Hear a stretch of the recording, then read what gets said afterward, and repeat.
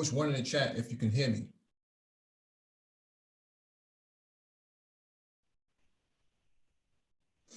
All right, got a confirmation. Thank you for that confirmation. Welcome back to the Black Brain Trust. This is episode 556, Black Geopolitics. Please hit the like button as you come in, share the video if possible, and hit that notification bell so you get all the updates from the Black Brain Trust, including those posted on the community tab. There's a docket in the description beneath the video for you to follow along with. If you want to engage in discussion, there'll be a link in the chat for you to click on. When you click on the link, make sure you raise your hand so that one of us can acknowledge you and advance you to the panel. Just as an FYI, Zoom update 5.0.5 is out. Make sure you update your Zoom client before coming on to the panel. All right.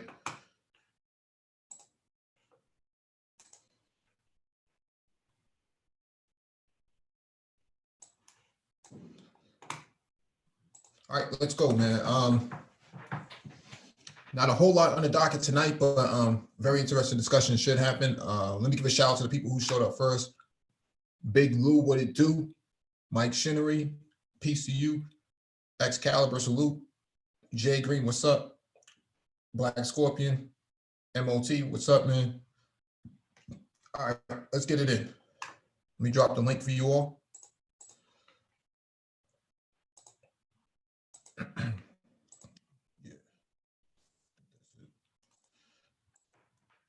Also, let me make one minor adjustment. Rain and Woman, good evening to you as well, as always.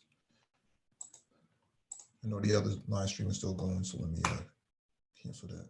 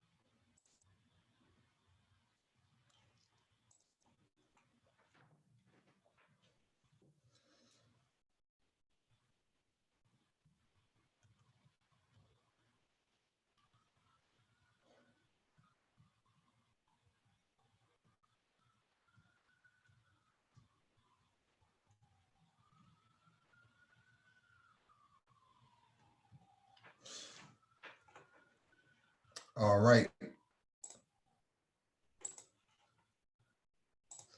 Let me start with the first item on the docket.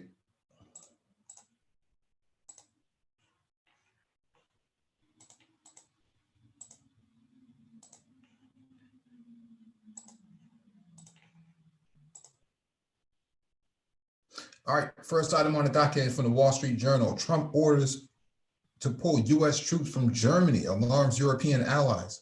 Allies say proposed cuts of thousands of troops would undermine NATO, boost Russia.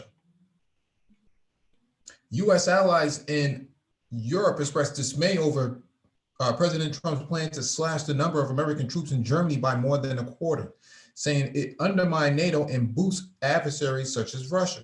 Mr. Trump's orders, reported by the Wall Street Journal on Friday, surprised allies who hadn't been officially informed, according to European diplomats. The proposed cut to 25,000 from 34,500 will reverse recent increase in U.S. troops in Europe designed to deter Russia, which invaded Ukraine in 2014 and has bolstered, this is behind the paywall. However, this is interesting because after World War II, we got MOT on the panel as well. After World War II, there was probably a little over 1 million U.S. troops behind the Iron Curtain. And so over the years since 1949, after NATO's conception, troop numbers started to decrease after 1991. Okay? After 1991, troop numbers decreased drastically. And then by 1999, it decreased again. And then by I think by 2008, you started to see less and less troops in Europe. What's going on, MOT? What's going on, man? I'm chilling, fam.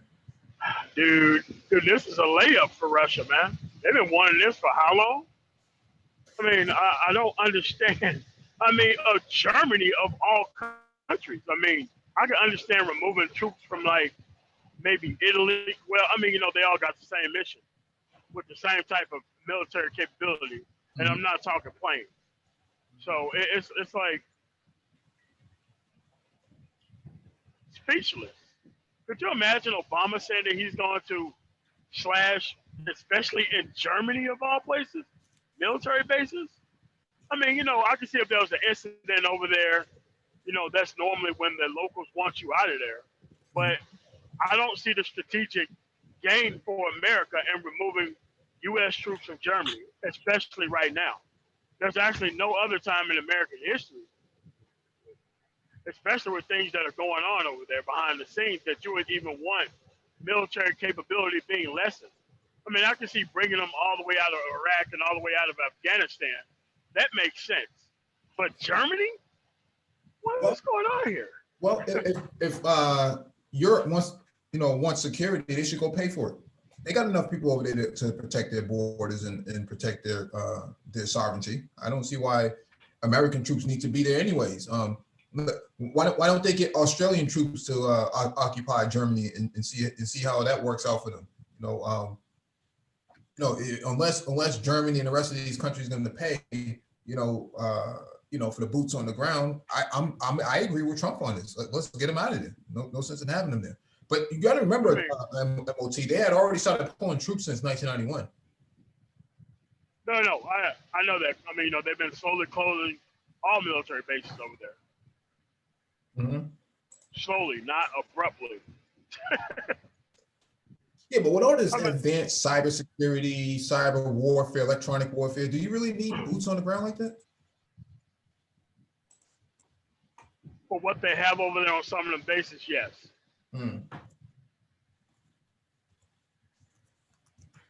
They got AFRICOM though. No. Trust me. With some of those weapons on that base, you can't move weapons like that. Yeah. They're there. And nearly most of those bases in that area have that type of mission. Well, at least they do for the Air Force. I don't know what the Army and Navy does. But I'm just saying, I mean, troops, maybe the Army and Navy and all that kind of stuff, but not the Air Force. I don't suggest getting the Air Force out of there. Because, the other branches don't have a competent plane force to, move stuff. I guess I needed to clarify my statement. No. I understand what you're saying. And maybe Trump is thinking, hey, we'll send Blackwater over there to Germany. Let the Germans, let the Europeans pay for Blackwater. I mean, because, in some areas, like the United States military, especially the Air Force, work alongside Poli-Sci. So just in case they need to, beat the hell out of some Americans, that they know what their choices are before they get their stick. I mean, but other than that, like I said, I don't know too much about the other branches. I just know what the Air Force's mission is in that area. And I don't think they were talking about the Air Force anyway, to be quite honest with you. Yeah. I think it was just mostly land warfare. Yeah, but ground troops, I don't see any need for that type of stuff. I mean, because, for the Air Force, only the cops, the pilots, and everybody else's support for logistics, to tell you the truth, for the troops and everything else. But when we're talking an army post over there, I'm not sure what their mission is. If it's a tank battalion, actual artillery type battalion, I don't know if you can justify having them type of people over there, especially in the new world that we're in now, than what you said. So, yeah, the Marines actually got rid of all their tank division. I think that's what it was, tank division. Oh, really? Yeah, I think that was recently. Looks like they moved the strategy. Yeah, I mean, you don't need weapons like that, especially when the pandemic showed you that your warfare don't mean anything. With CRISPR technology, you could drop this stuff in a soccer stadium and you can have all those people asymptomatic for what, 30 to 60 or maybe even 90 days, then it breaks out all over the place. So most of the weaponry that are still being created right now is obsolete now. Obviously obsolete. I mean, you know, our biggest threat is American ignorance, how we can't really progress as American citizens and move like we really need to. I think that's a bigger threat than any other external country right now. But man, Yeah. it's Your mic is Borgen, MOT. the numbers. Hello? Yeah, you're clear now. Okay. All right. So it's just that, of course, the Pentagon's not going to get clearer on the numbers like that, even though they've been reporting a whole bunch of stuff they never really used to. So I guess we just need to wait and see. Let me read this article real quick from the Bloomberg. Trump's troop plan stunned Germany and rocks post-war order. President Trump's directive to pull 9,500 troops from Germany hits home hard for friends of America like Edgar Knobloch, whose Bavarian town has been home to U.S. service members for 7 decades. Like Chancellor Angela Merkel, the mayor of Grafenwöhr was caught off guard by the latest sign of the U.S. deteriorating ties with a loyal ally. The medieval town with a tiny population dwarfed by the size of the American military presence shows just what a shadow of the U.S. has cast over Europe after World War II and what its retreat symbolizes in the eyes of locals and international observers. Another troop cut would signal a further break with the legacy of 2 generations. So, yeah, restaurants are bilingual. You know, Yeah. there are mixed marriages. Dude, it's a huge economic impact for the area, especially when bases close in the United States. There really ain't no job for like 40 or 50 miles. And, you know, those people have been there 10, 20, 50 years. And I knew it was going to be somebody locally complaining about the, hey, man, what about the economic stuff? So you pull that stuff out, and that's the only thing that's there. And they're too far away from a military base. So all those people just got bilingual for no damn reason. Yeah. So. Yeah, I mean, this affects not only 9,500 troops, but also their families, which means about 20,000 Americans in total. Peter Beyer, the government's coordinator for transatlantic relations, told the DPA Newswire, he said he fears lasting damage to U.S.-German ties. Well, Germany and France had already been talking about creating this EU army, okay? They've been talking about that for the last 18 months, an EU army. Armies are land warfare-based institutions. And so do you really need American troops if the perception is that they were going to be pulled out anyways? Maybe they knew something and just didn't anticipate when it was going to happen. They just knew something was going to happen. And so the idea of an EU army now probably starts to sound really good, especially for, Macron, because Angela Merkel is on her way out the door anyway, so it doesn't matter to her. But yeah, it don't matter. Macron of France, President Macron, he's probably looking at this and saying, see, that's why we need an EU army right now. I mean, because the way they're going to run their military is going to be kind of like the police force there.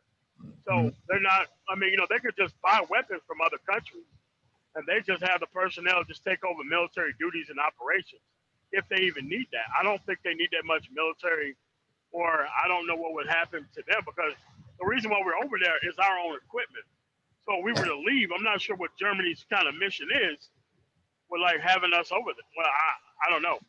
So you have to wait and see what it looks like. Yeah, it seems confusing, right? It is. Because I'm just thinking of, they have like their special forces, but I'm not standing on what would be doing in Germany. I just don't know. Especially as large as the people who are being replaced. I don't know. I don't know. Maybe the borders, but they already got the police doing it already. So Well, they're talking I about, don't know. yeah, well, the U.S. military is already talking about leveraging robots. We know that Massachusetts State Police started using Boston Dynamics robotic dogs recently. So Yes. yeah, Yeah, I so seen that article. Pretty yeah, dope article. yeah. So U.S. military is looking at this and probably thinking, do we really need to spend more money on certain regiments, certain brigades? Can we automate some of this stuff? I mean, imagine U.S. military somehow automating a lot of the functionality that typically is done by humans. I mean, but they're talking about getting rid of the human labor force. They're not talking about cutting the majority of the defense spending, which is building useless ass weapons that's not even going to be able to be used, not in this world anyway. So. Oh, Supertriz brought up a point. Supertriz says in theater support and intelligence. In theater support and intelligence. So interesting. You know what, like they did have like a couple of German troops who was actually assigned to the unit who actually did deploy like we did, but it really just wasn't that many of them. Mm-hmm. I mean, but we was a police department pretty much for the base, so it would make sense to have some of their people actually stationed with the unit when we go off base. And they used to come with us on deployment. So I'm not, like I said, wow, I don't know, man. I mean, because the reason why we have stuff there is watching over and actually being the logistics for the troops that are already over there. Mm-hmm. Given that Germany don't really, or not to the naked eye, it's not really being concentrated on like what would their actual presence be other than training people. I don't know, man. I mean, but that's a good point, what he's making, but that could be handled with their German version of like the State Department. And they already have like the police, which can double as that. Yeah. So I'm not, I mean, keep it real with you, Mike. Nobody needs a standing army right now, man. Nobody need that shit. Not with coronavirus out there. Not with coronavirus running around. I mean, if you imagine a pilot, an Air Force pilot who gets sick in the flight. What's going on, Tracy? Hey, what's going on, Mike V? Shout out to MOT. I said in theater support because they have a medical function. So, like, if there's any type of operations that are occurring in that particular hemisphere, a lot of the more critical care needs will be handled and addressed at launch. So if they're too unstable to ship, back to United States, back stateside, having worked at launch store, I can attest to what that actual duty is. And also, I'm just capering for Germany because I loved it there. And MOT, you know why? Like that. Yeah. And also, man, like Limestone Hospital is like one of the best hospitals in the world. Mm-hmm. For real, man. I love that hospital, man. Man, great people, great everything. I mean, did they say any more than Germany or just Germany specifically for some reason? Just Germany. Wow.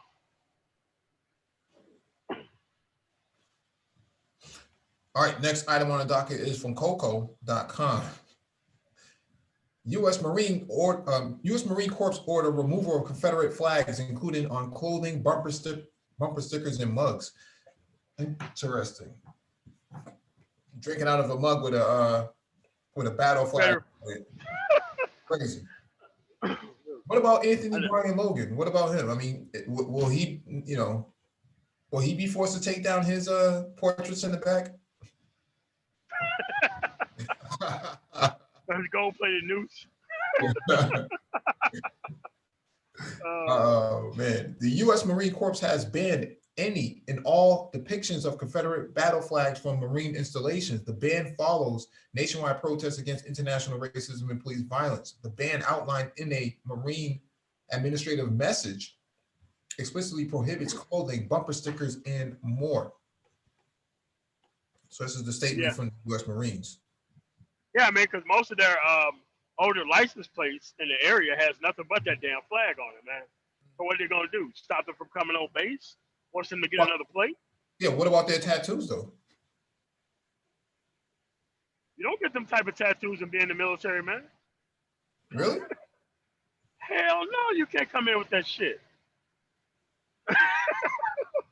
Dude, listen, man. It's so many people I've seen sent home because they don't know that that shit is offensive to the military, is having that shit around, period. Now the whole memorializing history and the statues and shit, that's fine, man. But for the most part, your ass like coming to the military with a big ass, like even mention of the Confederate flag, because that's what they fought against. It's something like somebody coming in with like a SS tattoo. Like, no, hell no. Crazy. Confederate flags I are mean, yeah, let me first read this real quick. Confederate flags are all right. exempt from the ban only under certain circumstances, such as part of a historical display in a museum. The directive does not apply to the National Museum of Marine Corps. The directive reads, or the museums at MCRD San Diego, MCRD Paris Island, or any other installations which address the Civil War from a neutral, historical, and or educational perspective, and are appropriate venues for such symbols. Marine commanders will be expected to locate and remove displays of the Confederate flag within workspaces and public areas of their bases, using their best judgment and discretion. Oh yeah, man. They're gonna start tuning people up for even having that stuff around.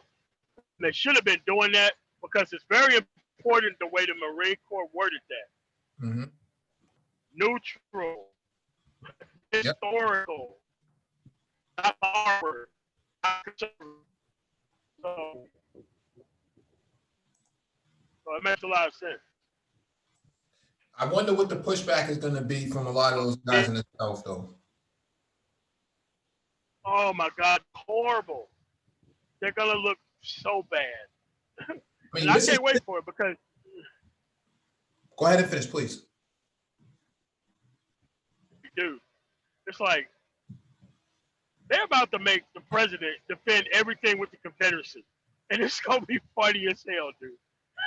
They're about to pin all this stuff on this dude, man, and it's gonna be awesome to watch. But go ahead. Yeah. No, that's a good point. I was just gonna say Mississippi is like one of the last states below the Mason-Dixon line that is 10 toes down on Confederacy. Oh yeah, man. No, we be representing the hard. They don't care. No, I just find that to be, very interesting because people who leave Mississippi don't go back, man. So I don't know. No, man. It's like once you realize that there's like sliced bread, you don't want to go back to like whole bread where you have to struggle holding the bread down and like slicing it up, man. Yeah, the best things in sliced bread, so they say. But regime change is coming. You can't tell me, and nobody can tell me that George Floyd's death brought all of this on. No way. I didn't do. Nah. They're waiting to do this. They were waiting to do all this stuff. Yeah, there's way more to the story. This is regime change. Okay, this is regime change. I can't vote you out. I'm gonna take down all the little artifacts and pillars around you that you hide behind. You hide behind the veneer of these these sort of artifacts, and so they're gonna start taking it down one by one. And here's the genius of it: the military's doing it. The military is saying we're only going to talk about these people in a historic context because they were domestic terrorists. Screw your actual culture. This is not a culture. We're going to talk about it in a historical framework, and that's it. Mm-hmm. So I want to see all these, conservatives talk about this stuff. They're going to sound incredibly bad. They're already sounding bad doing it. Mm-hmm. So I want them to be able to come and explain if the military is not displaying and having this stuff around, why would we need to be celebrating traitors who kill actual U.S. soldiers, man? Right. This next item is from Fox News. Trump says his administration will not even consider renaming military bases named for Confederates. I don't know. I'm telling you, man, that dude is jumping out front to gut his own throat. I'm like, dude, this ain't the time to be making statements like that. Mm-hmm. All you had to do was just say it's under consideration. Boom, it's under consideration. What period of time is under consideration?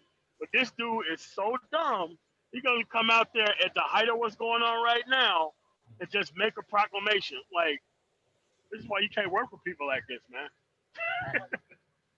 President Trump on Wednesday came out strongly against the idea of renaming U.S. military bases that are named after Confederate generals, an issue that has come to the forefront amid the nationwide protests over police brutality and racial injustice. In a series of tweets on Wednesday afternoon, Trump called the bases named after Confederate soldiers hallowed grounds that helped train soldiers to win 2 world wars. He said his administration will not even consider the renaming of these magnificent and fabled military installations. White House Press Secretary Kayleigh McEnany also began her briefing with the press Wednesday by reading the president's statement on the topic. These monumental and very powerful bases have become part of a great American heritage and a history of winning, victory, and freedom, Trump tweeted. Therefore, my administration will not even consider the renaming of these magnificent and fabled military installations. Our history as the greatest nation in the world will not be tampered with. Respect our military. But the military is like, okay, we're going to show an extra level of respect by taking it down for you. Mm-hmm. Mm-hmm. The president's insistence that the names of the military bases remain unchanged comes just 2 days after U.S. Army Secretary Ryan McCarthy said he is open to the idea. A senior Army official told Fox News on Monday that McCarthy did not plan to change the names unilaterally, but instead will seek bipartisan support to do so. U.S. Army installations named after Confederate generals, including Fort Benning in Georgia and Fort Bragg in North Carolina. We must recognize that history is important, but we must come together and have some sort of open discussion about race, the official said. Adding, this week highlighted the need to start understanding those feelings, and the Army Secretary is open to considering changing the names of these bases named for Confederate generals. At least 10 Army installations are named after Confederate military commanders, including Fort Hood in Texas, Fort Benning in Georgia, Fort Bragg in North Carolina. Previous emails to rename them have been dismissed on the grounds that doing so would go against tradition. Army considers renaming these bases: Fort A.P. Hill, Fort Lee, Fort Bragg, Fort Gordon, Fort Benning, Fort Rucker, Fort Nobody, I just don't think anybody would name bases after insurrectionists. It's stupid. Mm-hmm. It's why would you put a name of pride behind people who did not want to be part of the United States of America? Mm-hmm. Why would you do that? I noticed that 2 states on here are not named: Mississippi and South Carolina. Yeah, of course not. Yeah, but it's interesting, man, because the Army officials, man, the generals, are saying, "Hey, I'm up for something. I'm up for a change." Now, what would be interesting if they named it after former slaves? Oh man, that would be interesting, right? Very famous ones. Yeah. Well, because there was a lot of slave not slave, but black commanders. Right. Like, I think that would be better mm-hmm. to like name them after like special forces, actual troops and all that kind of stuff. So that way people can know what that's about. Do you think that would have a major pushback though, MLT? Nah, it would make them look bad by even trying to fight against it at this point. Like I said, none of it's gonna happen. But playing the politics of it to make this dude jump out front and try to defend this stuff, oh, it's just too delicious to watch him actually defend. So it helps my end goal of getting him up out of there. So he's gonna be the one to defend these good people of Fort Bragg. Oh, yeah. Oh, yeah. The thing is, I don't know if that constituency is big enough or powerful enough to push him over in November. I don't know, man. It's not, and they gotta stay in hiding, because if that becomes the face, just like it did last time, Mhm. at this point in time in history, that stuff's a goner. Mhm. Goner. They better, I'm telling you, they better sit there and not say nothing, because I'm telling you, it's not gonna look good. Not gonna look good. We got Nagona 11 on the panel and DE Raptor. Go. E, what up? What's up, big man? Hey, what's going on, MOT? What's going on? Chilling, man, chilling. What's your thoughts on the renaming of these bases? I'm with it. I'm with it. I have no problem with it. I'm good. I'm straight. I like it. You know, I was even looking at NASCAR. Man, NASCAR today sat down and said they dropping the Confederate flag from over there. NASCAR. Well, NASCAR has to increase its viewership.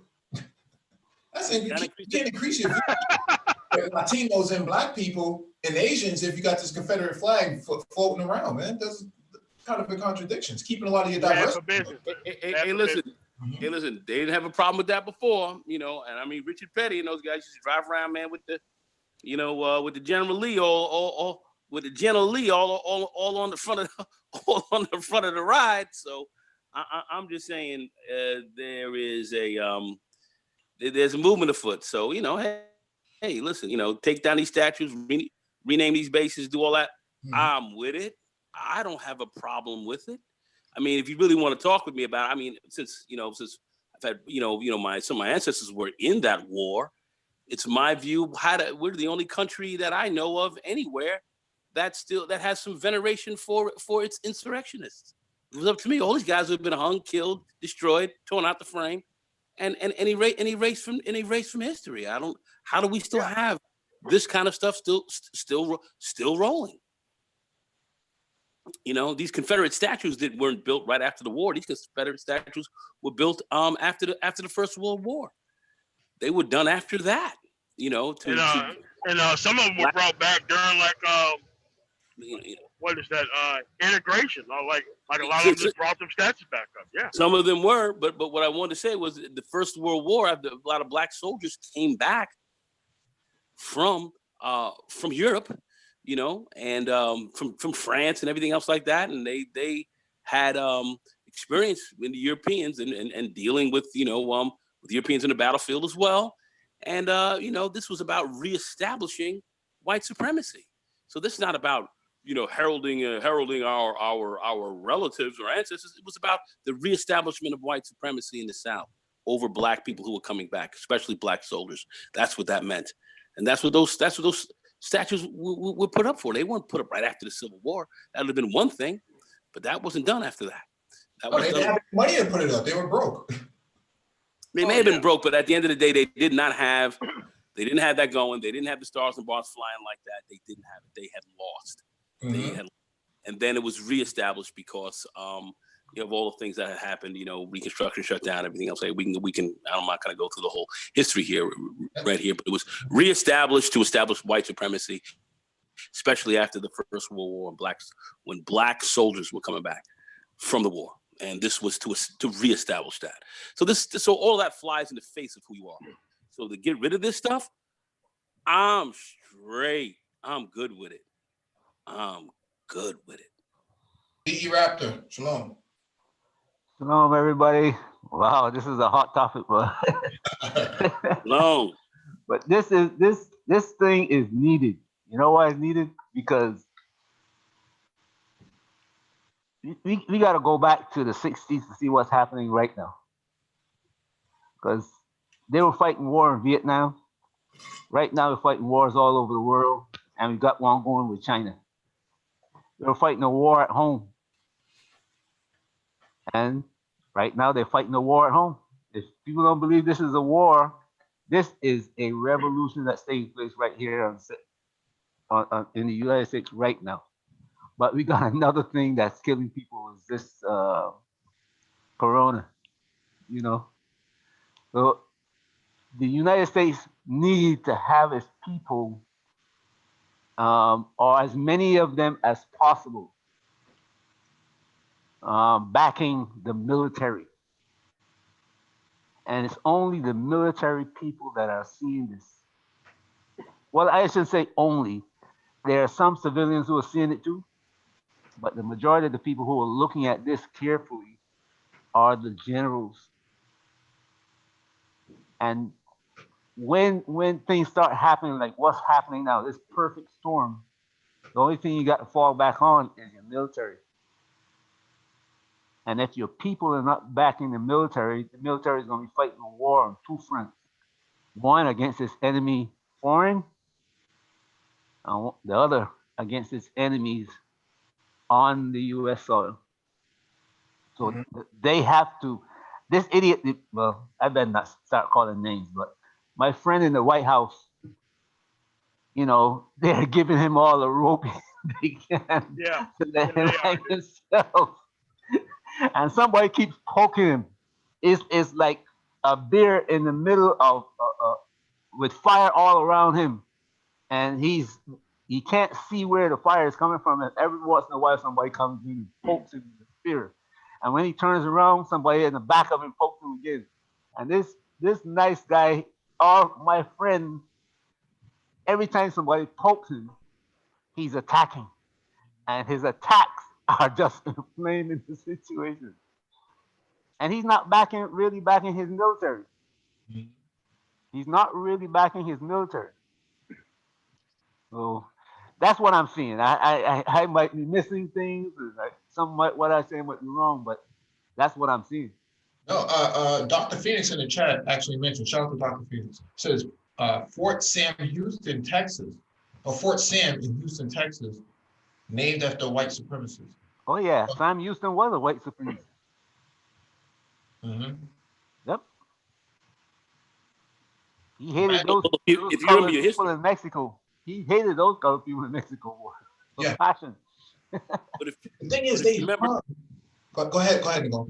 I was going to say Texas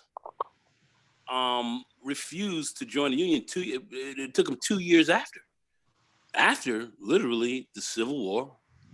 Okay, after the Emancipation Proclamation and all that, Texas was still trying to stand on its own. And then it finally joined the Union 2 years after the war. Most people don't know this, but this is a fact. That's Texas. So they were trying to survive as a state of their own. They were. And ultimately they weren't able to do such. But this is what they tried. You know what's interesting about this as well is that they hung a lot of your Mexican and indigenous people, Indians, who fought against the state itself, right? When the United States was trying to take territory. However, they didn't do the same thing to those sons of bitches down there, in the Confederate States. I find that to be very interesting. They didn't hang on any of these guys. They let a lot of stuff happen for a while down there, man. Yeah. Should have let it go. I mean, the real problem was I think things would have been a lot different had President Lincoln lived. And they made sure they wanted to get him out of there because he was looking at making some fairly sizable changes once they had won the war. And then President Johnson came in right after that, and they flipped everything else over, and it was on a cracking ever since. But I believe the death of President Lincoln was a tragedy, and that would have changed, I think, a great degree of what had gone on in this country with respect to reparations, with respect to Reconstruction, civil rights, and movement. I think we would have been 50 years ahead of time had President Lincoln lived. Yeah. Well, Nicole, what should they rename the bases if they could? What should they be renamed to? Black commanders, like MOT says, or some of the former slaves. I would definitely go with black commanders, and since this is military, it would be befitting and absolutely appropriate to name some of them after some of our great battlefield soldiers and pilots, like Lee Archer, who was an ace and was never spoken about. They said 4.5 kills and all that kind of crap when he had more like 8 to 10, but they gave him 4.5, but they didn't feel that he should have gotten, and they gave it to him later on. And other aces of the station who should have been venerated by us. You guys look up Lee Archer. Just look him up, please. Please take a look at him. Just one person. I'll just leave it at that. And many others. Frederick Douglass, without question. What about the troops first? that he raised? What about the first? You talking about Chris Pathetic? The first man to die in the American Revolution. You talking about Chris Pathetic? Chris Pathetic. We can go back. I mean, it doesn't have to be World War I or World War II. That would be appropriate. That could be appropriate. But as I said, I feel that could be appropriate. Yes, but I feel they're going to be named from military bases, I feel that they should be distinguished Afro-Americans who wore the uniform and served in the military for sure. And he fought for the country. He fought for the country. I'm not denying that. He fought for the country for his liberty. I know his history exceedingly well, as well like yourself. I'm in total agreement with it. I'm not going to disagree. I'm just saying. I'm just saying. I feel that anyone who is named there should have been definitely a military man. And played a key role in the formation of this nation, and distinguished themselves through either raising many troops or having distinguished themselves in the very sting of battle. So that's how I feel that should be done. That's my take on it. I'm sure maybe some others may have some differing views.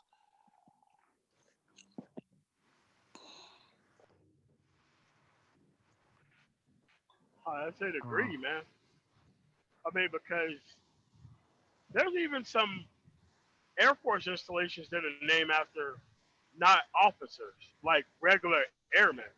So I know there's a lot of people that they could probably educate people on. You get the History Channel in on it. Really promote this stuff, man. 'Cause I don't think we should be celebrating them type of people no more, man. Especially not with names and bases. I don't agree with it. Yeah. Because it's interesting, about George Floyd and all of this is that, they want to bring up his past. He smoked weed. He got D's on his report card and this and that. But they never want to bring up these Confederates, man. Never want to bring up the Confederates. Well, listen, that's always a ploy, Mike, to make the victim of this, to besmirch him by bringing up his past, smoking weed and all that. If you want to grab all the people in this country, including the multitude of Mzungus who have that and worse, who are in corporate positions and doing all kinds of stuff like this here today, it's ridiculous. But this is what they try to use to try to besmirch his name and discredit him at a certain level. This is standard operating procedures.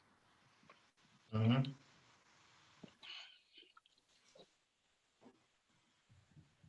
All right.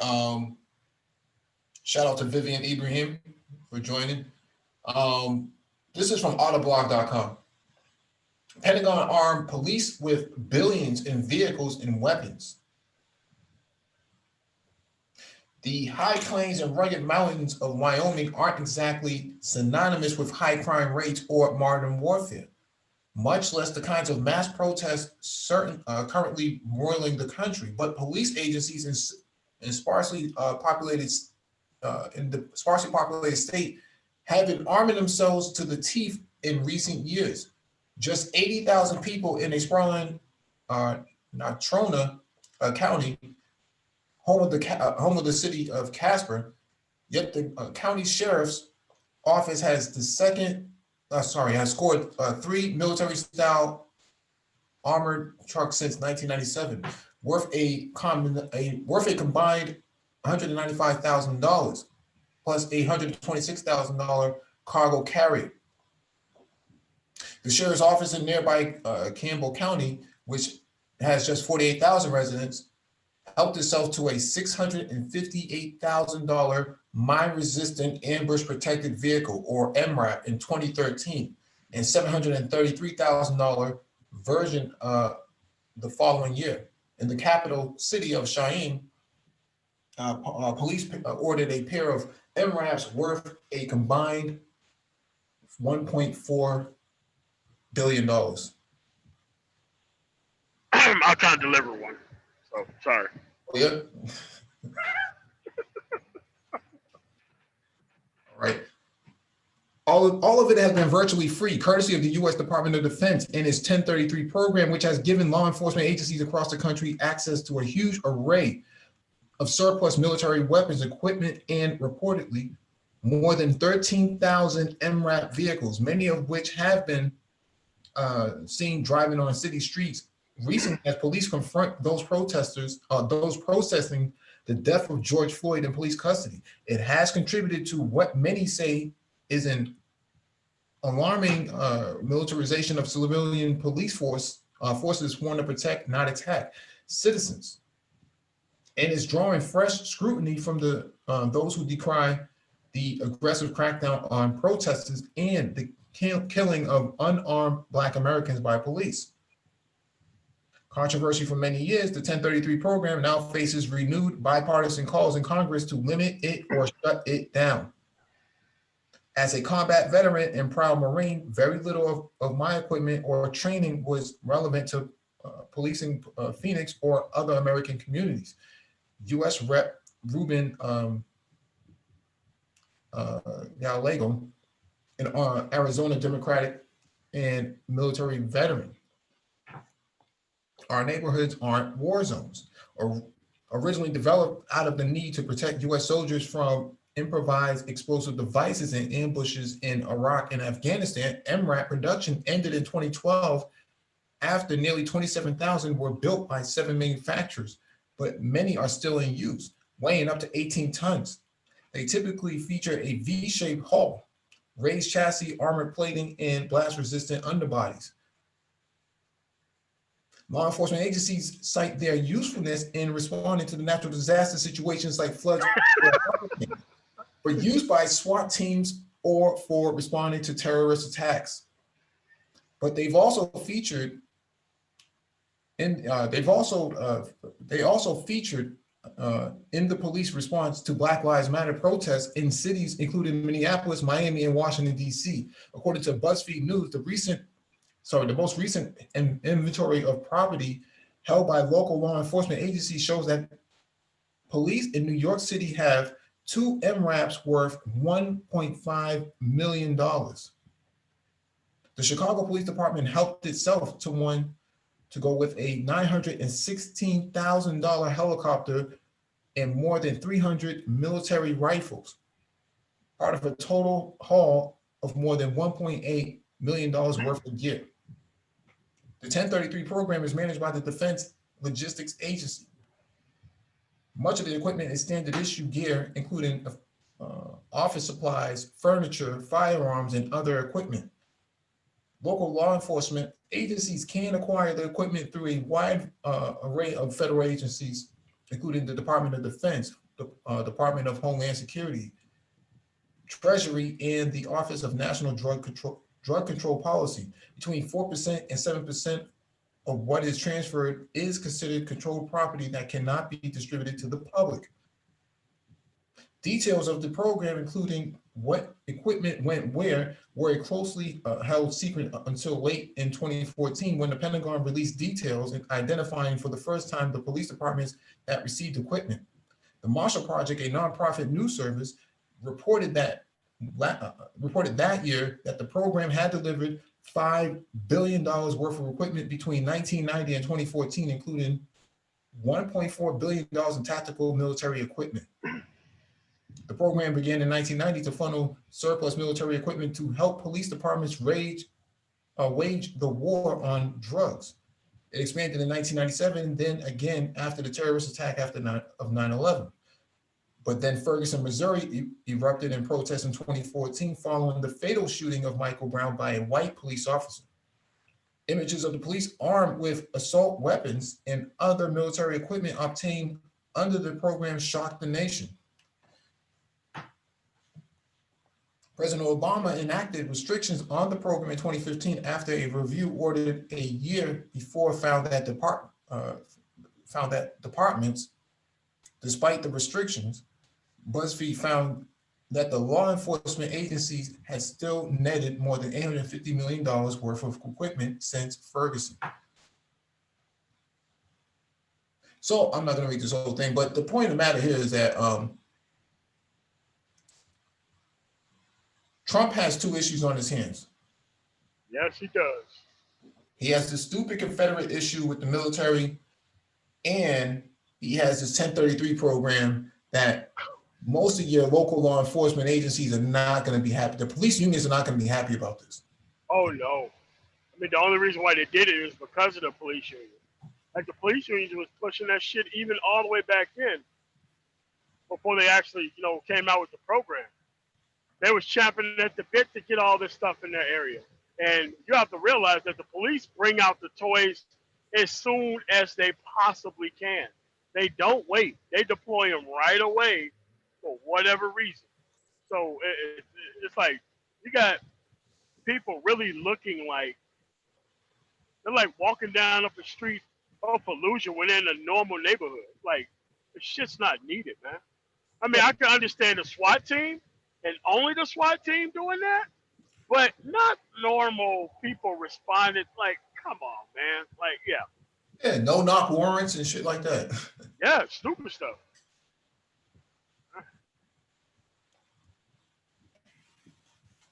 Yeah, man. I don't know. I mean, do you really need a tactical pen?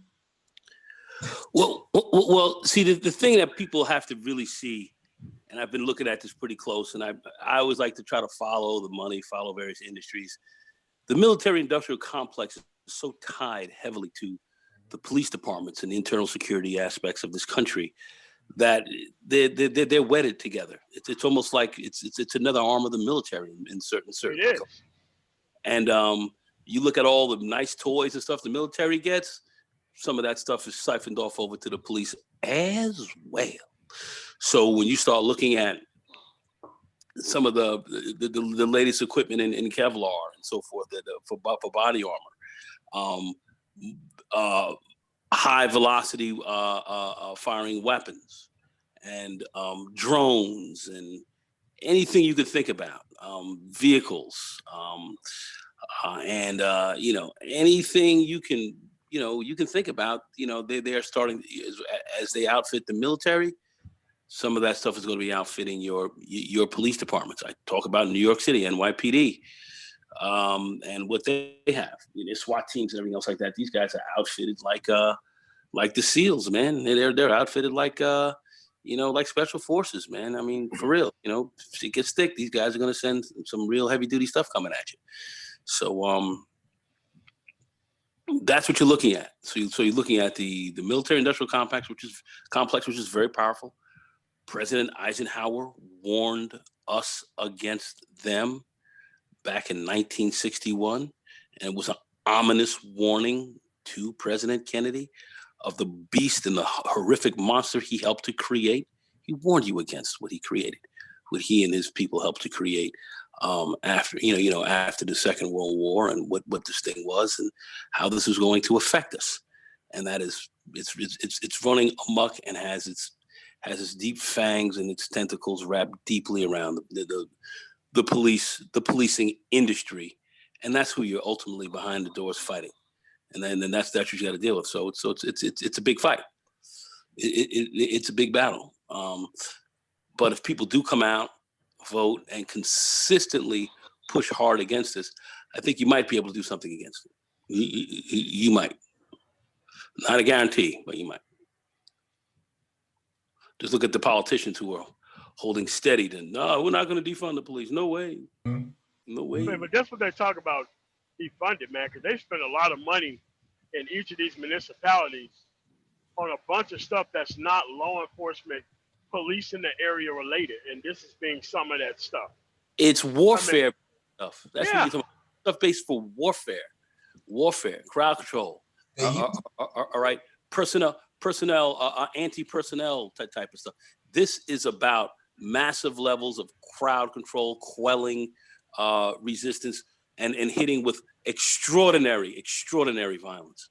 Being able to bring extraordinary violence to bear. Imagine if that police riot in D.C. rolled up and down the street with one of these, the way they handled those people, dude, they would have killed people. Yeah. Like, this kind of stuff don't have any practical civilian application.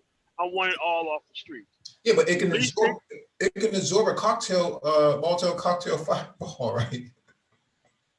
Yeah, it's just that if the police think they're in that much trouble from the general public, perhaps they should be out there protesting some of these guns that get sold, which they never talk about. Well, so it's like, look. Okay. No, I was just gonna say they're gonna use Waco, Texas as an example of why they need it. It's crazy because at the end of the day, crime is down all across the country. Many states, or most states, crime are down to levels where they were in the 1950s. And that is NYC, New York City included. Okay, so we have crime down all over.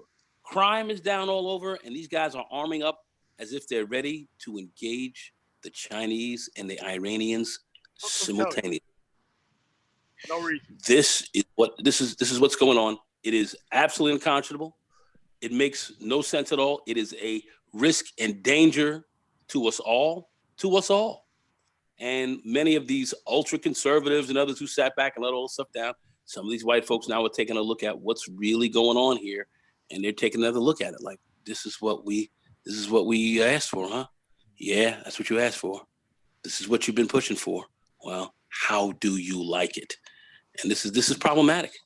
This is a big problem. Yeah, but can Trump go into November with terminating or suspending the 1033 program? There's no way he'll do it. Let me go to Super Trish got his hand raised. I think one of the issues that we have to look at the actual police model. This is not traditionally there hasn't been a community policing model. And so this is what they use to actually justify the acquisition of these type of military grade products.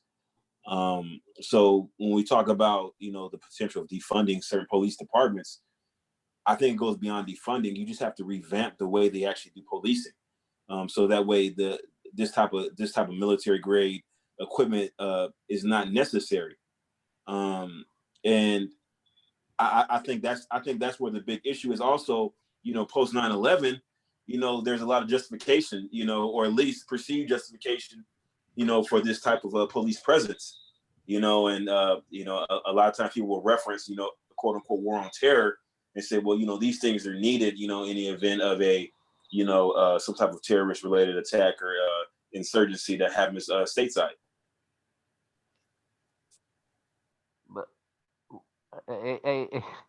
But when you start using that, you got to look at the people who are doing this so-called terrorist attack, and it's not the terrorists from outside the country per se. Is the one inside the country, and those people are doing it because they are disenchanted with what the police are doing, what the government itself is doing. These people are getting upset, and the only way they know how to kind of defend themselves is by using what they call a constitution. I have to own a weapon, and as many weapons as I can, because I have to defend myself against the government. Now the government's going to look at them as terrorists, so the police gonna think that now when I gotta go take down this guy, he's got a gun, but I gotta have a MRAP. So they don't say, well, you know what, I'm gonna wait till this guy's outside his house, arrest him. Which that's the way policing is supposed to be done. But they want to act like an army, It's and people are encouraging them to do this. There are people in the Congress, in the state government, who are encouraging these people to do that. It's their training. you saw that guy. You saw the police union head in Minneapolis. No, we are not going to stop our warrior training. Shut up, Mayor. Go sit down. Go sit down somewhere. This is what we're doing. They almost union. They're almost like a rogue unit. I mean, they are.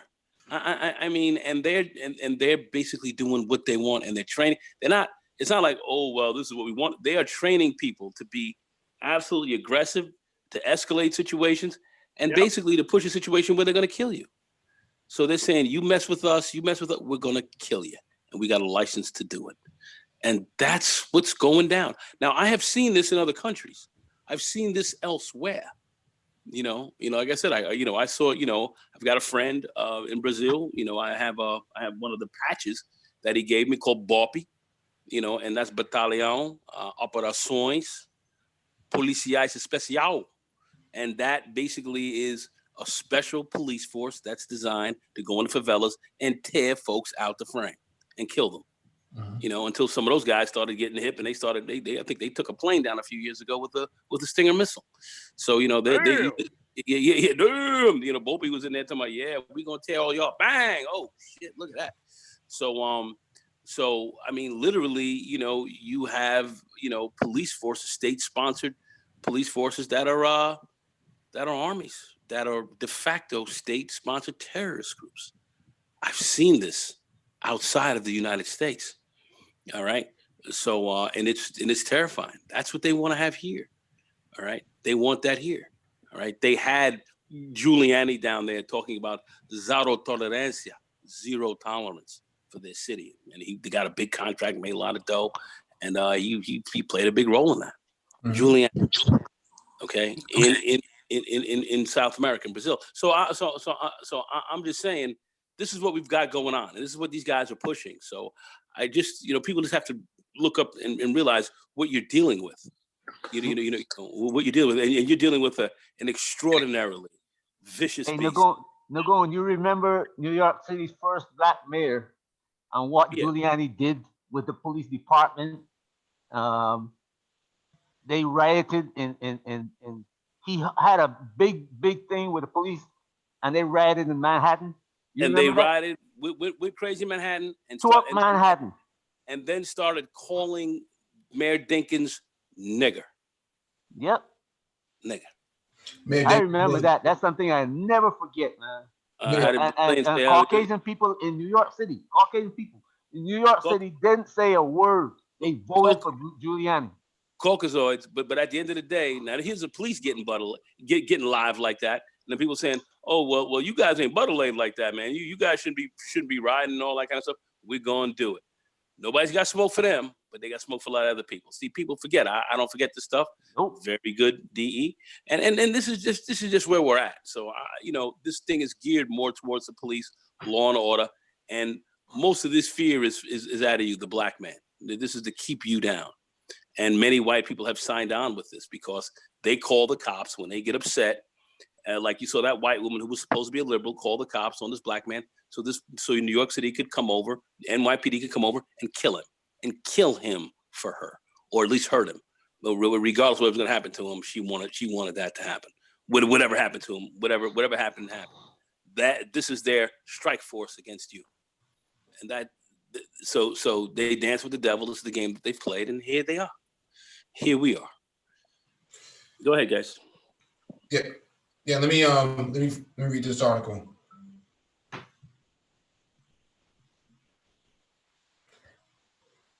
This is from Politico.com. Russia and China should be viewed as one alliance in the Arctic, UK defense official warns. We talked about this before. Russia and China's warming relations in the Arctic are the largest threat to security in the region, a British defense official said Thursday, in a break from those who view Moscow and Beijing as separate actors. We cannot distinguish much as you have arguably two power competitors there. In the American perspective, they should be treated as one alliance. Tobias Ellwood, the UK's chair of the Defense Select Committee in the House of Commons, said in a censor for Strategic and International Studies virtual panel on High North security issues. You can see this alliance developing, getting stronger and stronger. And like I say, I really worry that there is this split, this schism between the way that China and Russia will do international business versus the West, he added. Elwood took a specific swipe at China, arguing the pandemic has allowed many in Britain to recalibrate their view of the country. Beijing has not accepted any of the unwritten responsibilities that come with being a superpower and upholding international rules and laws, and they enjoy exploiting them for their own benefit. Norway's defense representative, who also spoke at the panel, took a different tone, similar to how other international players speak about Russia and China's influence in the High North. Russia's oft-cited military buildup and China's economic investment in Arctic nations is typically seen as two competing Arctic strategies rather than the pair uniting on one front. While Tone Skogen, the Norwegian Ministry of Defense State Secretary, did say that the fact that China is now showing increased ambition also for the Arctic introduces some new challenges. The focus for Norway is on Russia. We would still argue that we consider Russia sort of the biggest challenge, at least for the time being, Skogen said. The Arctic is not a top priority for China. Some reports, though, have found that Russia-China relations are warming in the term of resource development, cooperation on shipping, and governance. Russia has looked to Asia for potential investors and technology partnerships as key consumer market. Sino-Russian bilateral trade has steadily grown. Today, China is Russia's largest trading partner, and Russia is China's largest oil supplier. Notably, increased Sino-Russian economic engagement is also evident in the Arctic region. So, we've covered this many times in, on this channel on Geopolitics, that the Russia-China alliance, Sino-Russo alliance was coming, and that the United States did not have a response to something like this. There's nothing that the United States seems to really be capable of doing in the Arctic anyways, since it's not their domain of play. It's really far out of their sphere of influence. And so Russia has dug themselves in for the most part. Nothing that they can really do. From a military perspective, all Russia's military equipment already exists there. You can't even fly anything up there and sail any vessels in that area without the Russians knowing about it. They could probably sink and shoot down anything that comes through there. But Trump is more worried about Confederate flags and renaming bases and things of that nature. And meanwhile, Putin and Xi Jinping are giving each other high fives. So, Mike, you had just talked about this on BGS panel. And you have referenced the fact that not only has Russia already established a presence there, logistically they already have like all the the icebreakers and whatever other equipment necessary to really navigate that treacherous terrain up there. And we could use this kind of like as a model, so to speak, of what's to come as humanity embarks on the space age era, where we start looking towards some of the resources that are available within our solar system, but outside of our terrestrial home. And it's going to be like a first come first serve basis, and it's going to be a race to get there.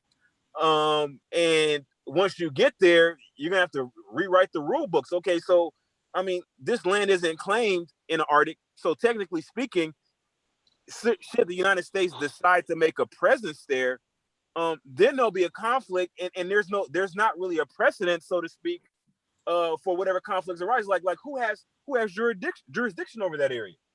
You know what I mean? And so that raises different a whole different set of circumstances and problems. Yeah, for those of you who don't know what Super Triz is referring to, I was on BGS's panel with Triz. I believe that was over the weekend, and Vision. Shout out to Vision. Vision brought up the point that the Canadians are actually looking at the territories of their own in the Yukon region and whatnot for exploitation of resources, but they could not afford it, which is why they haven't done it. It's very expensive to do something like that. Very expensive adventure for the Canadian government to do, but the Russians are well equipped to do something like this. And so the Russians have most of the majority of the icebreakers in the world. In fact, some of the best ones come from Russia. And China is just now playing catch up, and the United States doesn't have any. They only have about 4. And those icebreakers are nowhere near what as advanced as the Russians.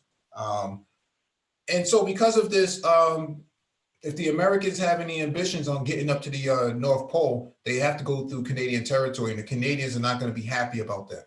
They're not going to allow Americans to just trample through their territory, through their waters unchallenged, and which could pose a problem for the United States, because you could see a showdown between the Canadians and the Americans in that area. Somebody else was trying to go in there? Okay, D-Raptor, you have something you want to add? Oh, this is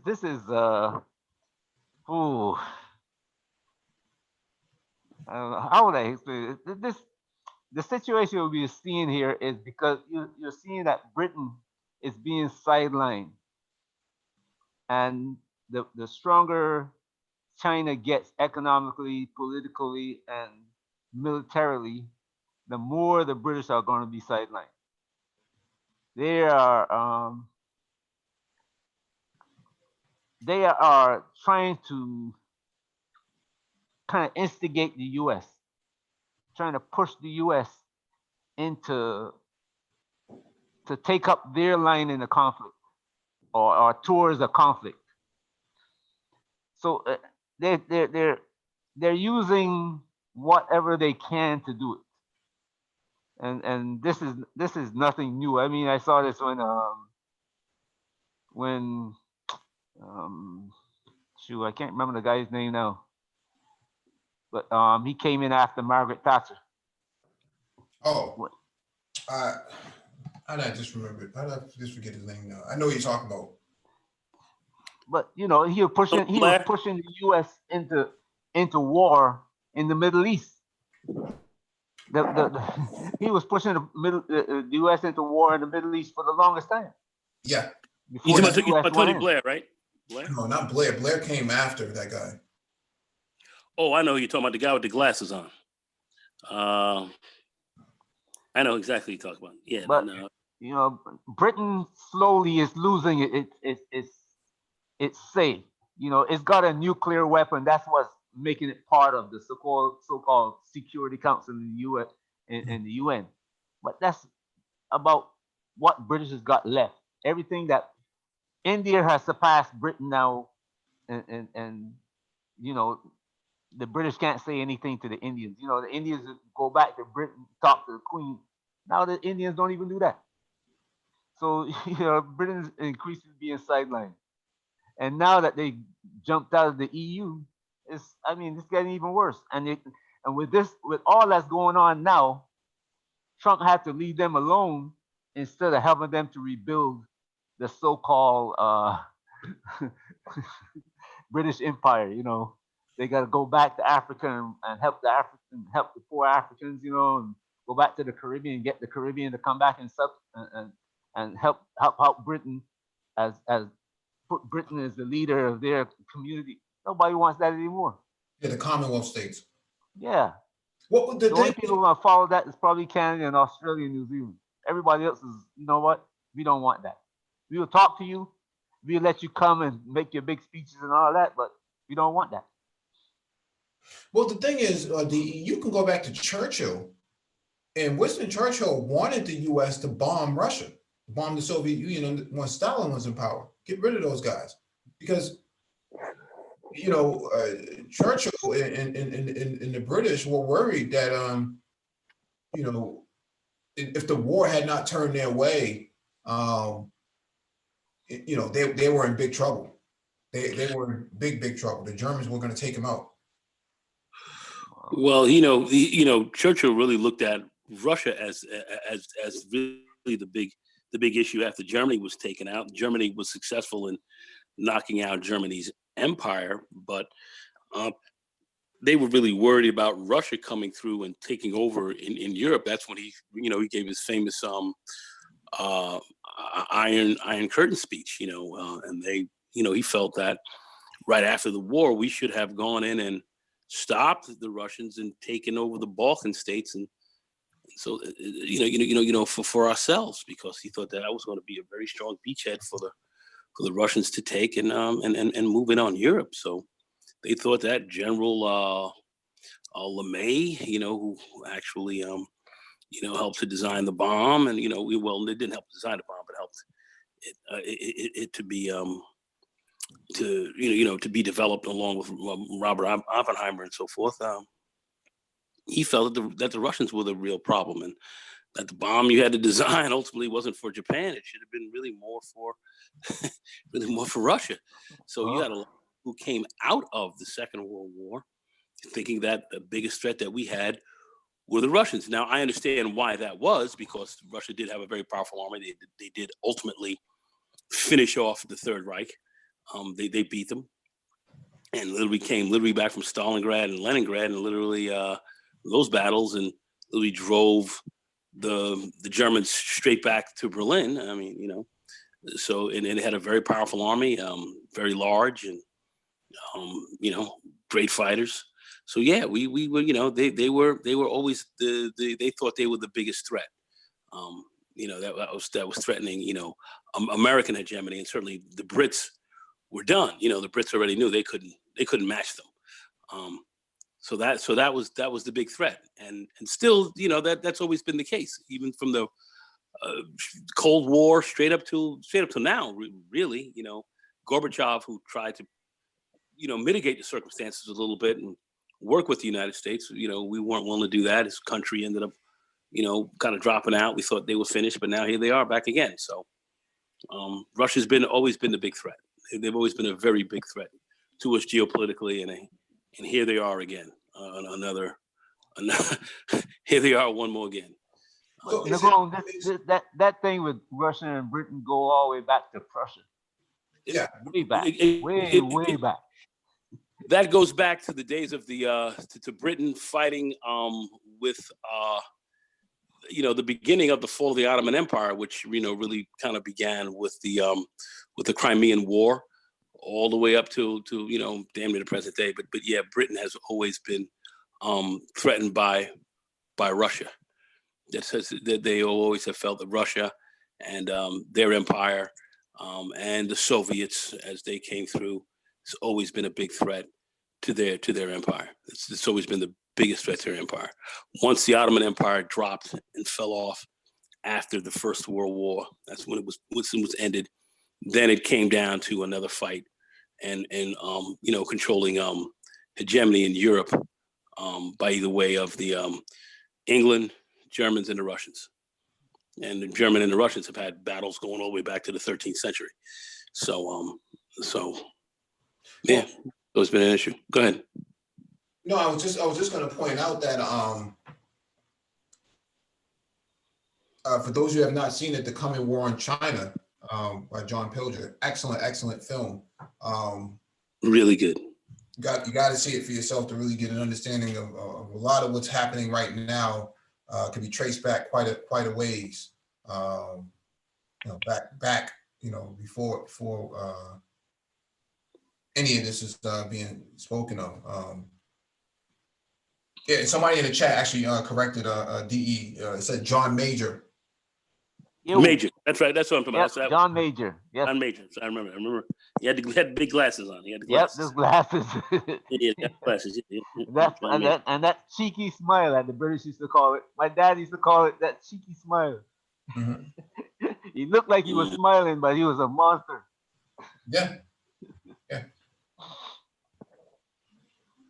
Yeah, but you're right, D. They're losing their place. They're losing their clout on the global stage, and they really don't have anything left to work with. Most of their aircraft carriers We don't talk even, about England, right? yeah, Yeah. their aircraft carriers don't Yeah. work. Their military's been depleted drastically. You know, they don't have any foreign bases to speak of that's worth a damn to British security. I mean, they have I think one in Bahrain and another in Cyprus, and now I think they're building one right outside of Ukraine right now in the lower ports of Ukraine. They really don't have anything. They're not really relevant all that much other than nuclear weapons. The nuclear weapons don't mean anything anymore. At least in their favor, it doesn't mean anything. They almost lost to the Argentine military. I mean, who's to say that they will be capable of fighting anybody on their own? Right. They lost when they still had a few ships that can sail. Yeah. No, I mean,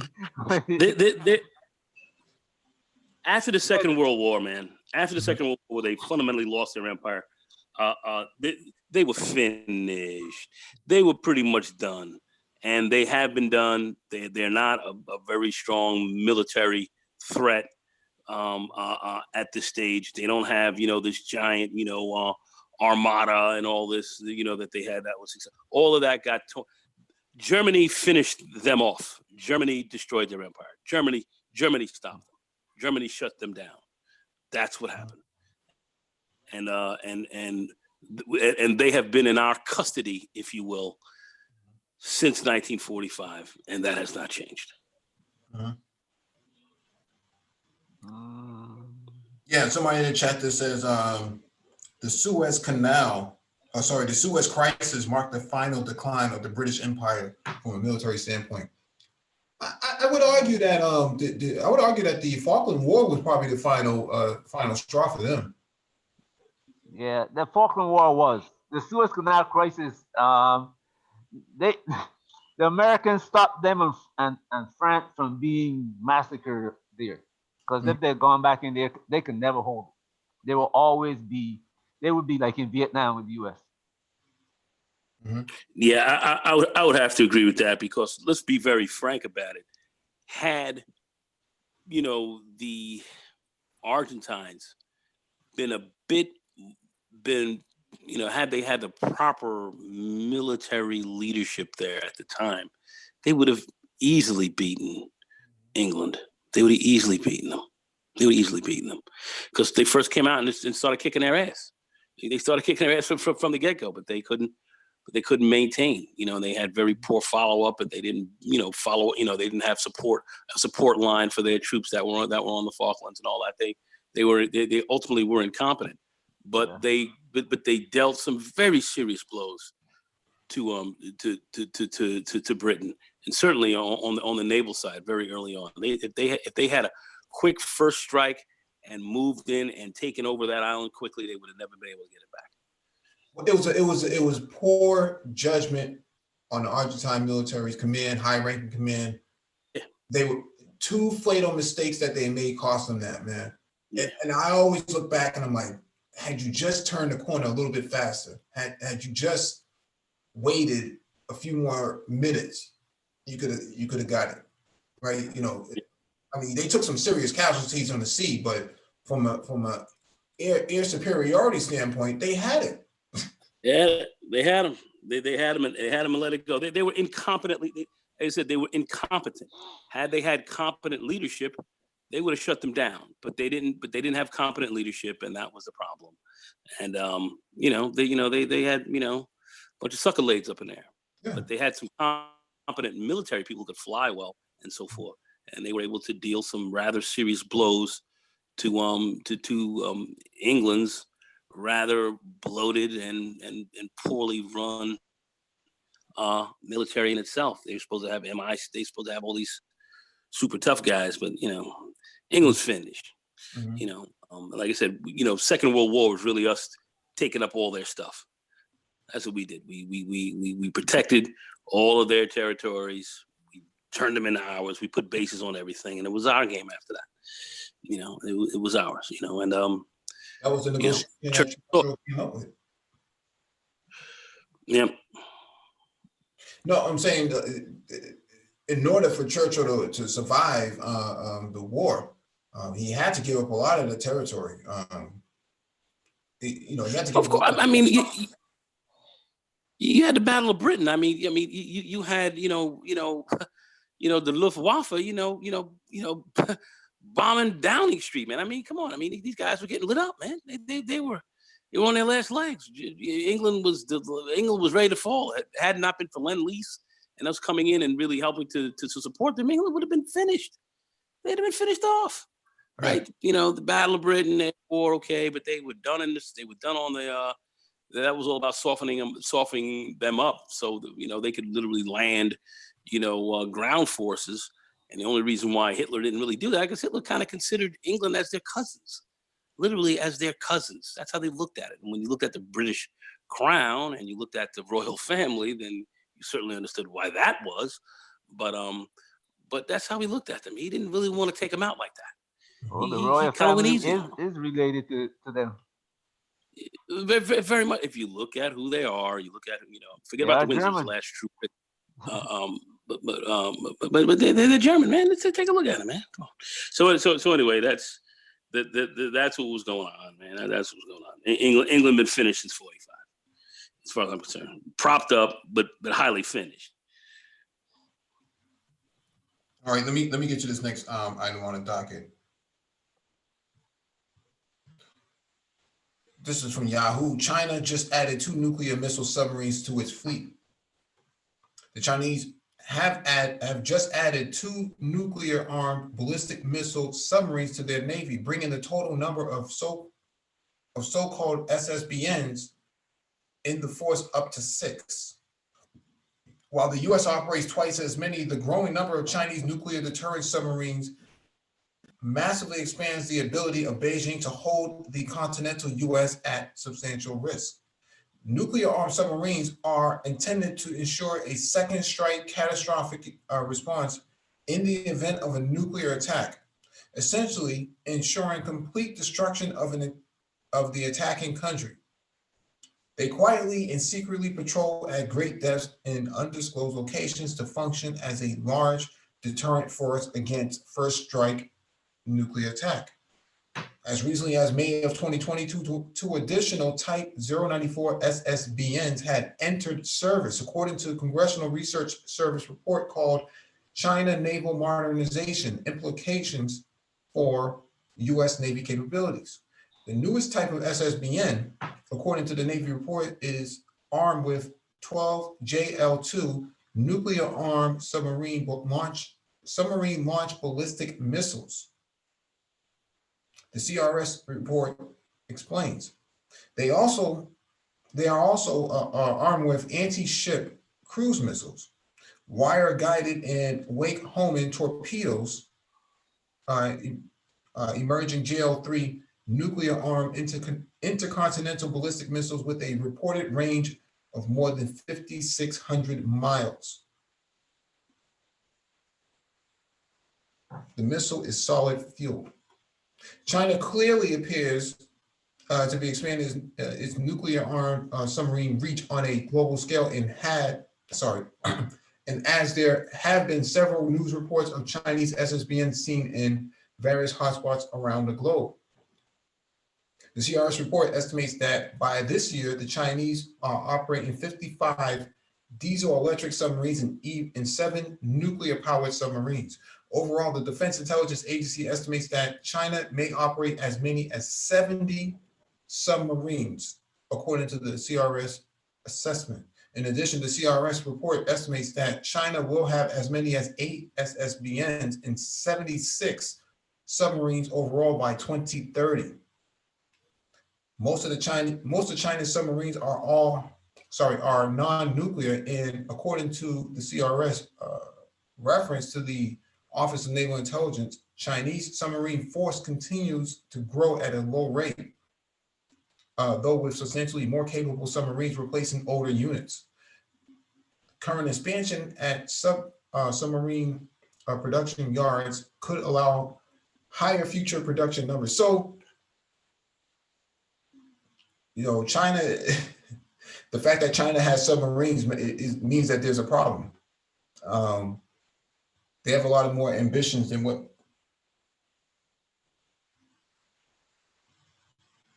Sorry, I'm just getting distracted here. They have a lot more ambitions than what most people can really see or what meets the eye.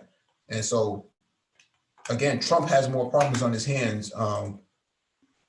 Anybody can use that against him and say, you know, that, you know, the Chinese are ramping up under the Trump administration. So, and he did nothing about it.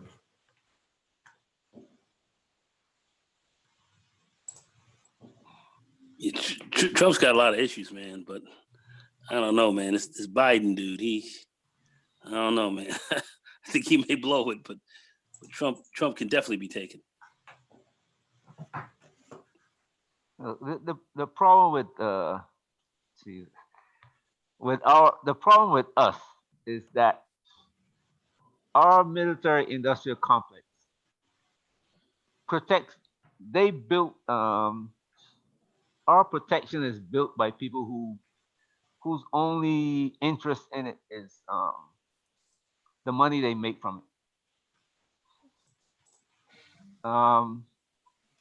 There are very few of them. Now, I'm not saying there are not any of them, but there are very few of them who look at this as a something that I'm protecting myself. You know, I'm protecting my country. This is my country, and I'm protecting it. You know, they look. Take for instance, Boeing. Boeing now is into everything that the military makes. But Boeing is not looking at it from a standpoint, you know what, I have to build this cutting edge technology that the Chinese don't have, Russians don't have, so that we have a leading, a step ahead of everybody else and nobody else dare touch us. They're building that thing based on how much money they make. They build a ship, and if, say, the ship should cost $500 million, when it comes out of the comes out, the first time it's on the water, that thing costs $3 billion. You know, because that's the way we build things. That's the way we do things. And from the time they start doing that, you drag the country into a position where in the future it won't be able to defend itself. You know, I saw an article the other day where the U.S. is trying to fight unmanned fighter aircraft. Reality, that aircraft should now, because of the technology that we have, and each year the technology gets better but cheaper. But that same airplane was going to cost more than the one that it's replacing. Why? We're using the same body. When I say the same body, the same technology, we're not using lightweight materials. Our materials are all stealth materials now, so we know how to make it cheaper now. So why is it costing more? The engines that they're using are the same engines. You know, GE still putting out that 100 engine that you know, they might add some different like nozzles to it now. Now that they're using nozzles now, you can steer the airplane. You know, you got a little bit more technology, but the airplane is going to cost more than the one it's replacing. Why? And that's a big problem for the U.S. All right, let me get to the last item on the docket. This is from Yahoo News. Democrats taking a knee in U.S. Congress in George Floyd tribute. So I'm not going to read this thing. I think it's, you know,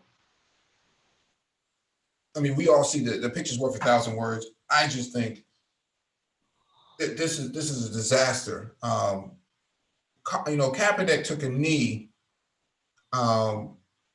because somebody from the U.S. military told him to do so in regards to the national anthem at the time when certain events were happening. These people are taking a knee not correlating the fact that this guy died because a knee was in his back. I just think that these people are getting it wrong every single way from Sunday, man. And then the Kente cloth. And I'm like, wait a second here. Why did Nancy Pelosi go to why was Nancy Pelosi in Ghana last year? What was she doing there? You know, what is going on with the Democratic Party? You know, they seem to be, I mean, don't get me wrong, the Republican Party is a mess, but the Democrats, man, they're really polarizing their views. You know, pre May 29 of this year, they weren't. This was unheard of. And you mean to tell me that you're putting this on because somebody died? I mean, George Floyd himself didn't wear a Kente cloth.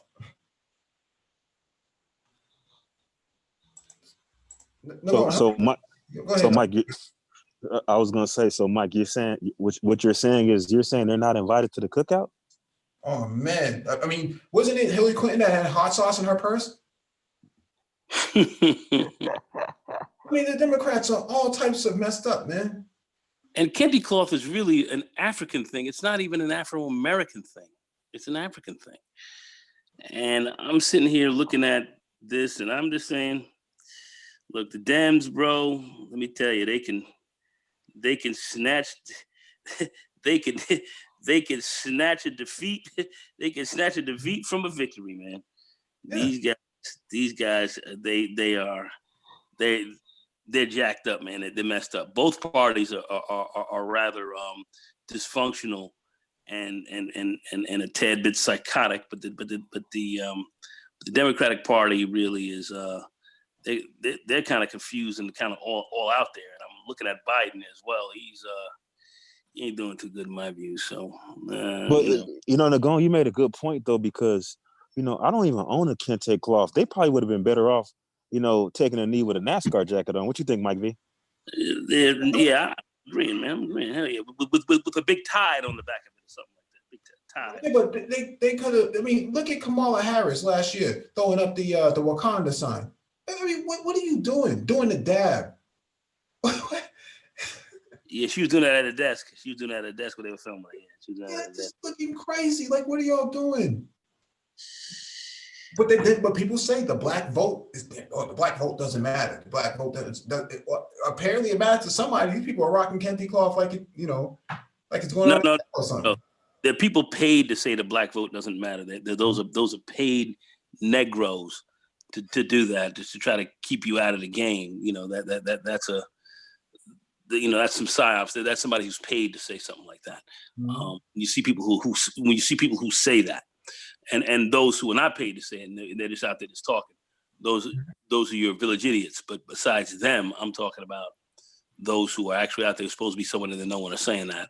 I believe they're actually, once again, they're paid to take that stance, because your vote's very important. If it's not, you better take a look at what's going on in Georgia. Huge lines out there. And that governor, who was the Secretary of State before, who became governor, who beat Stacey Abrams, is doing all he can to keep your vote from counting. He's doing everything humanly possible that he can do to stop it. This thing is well. Go ahead.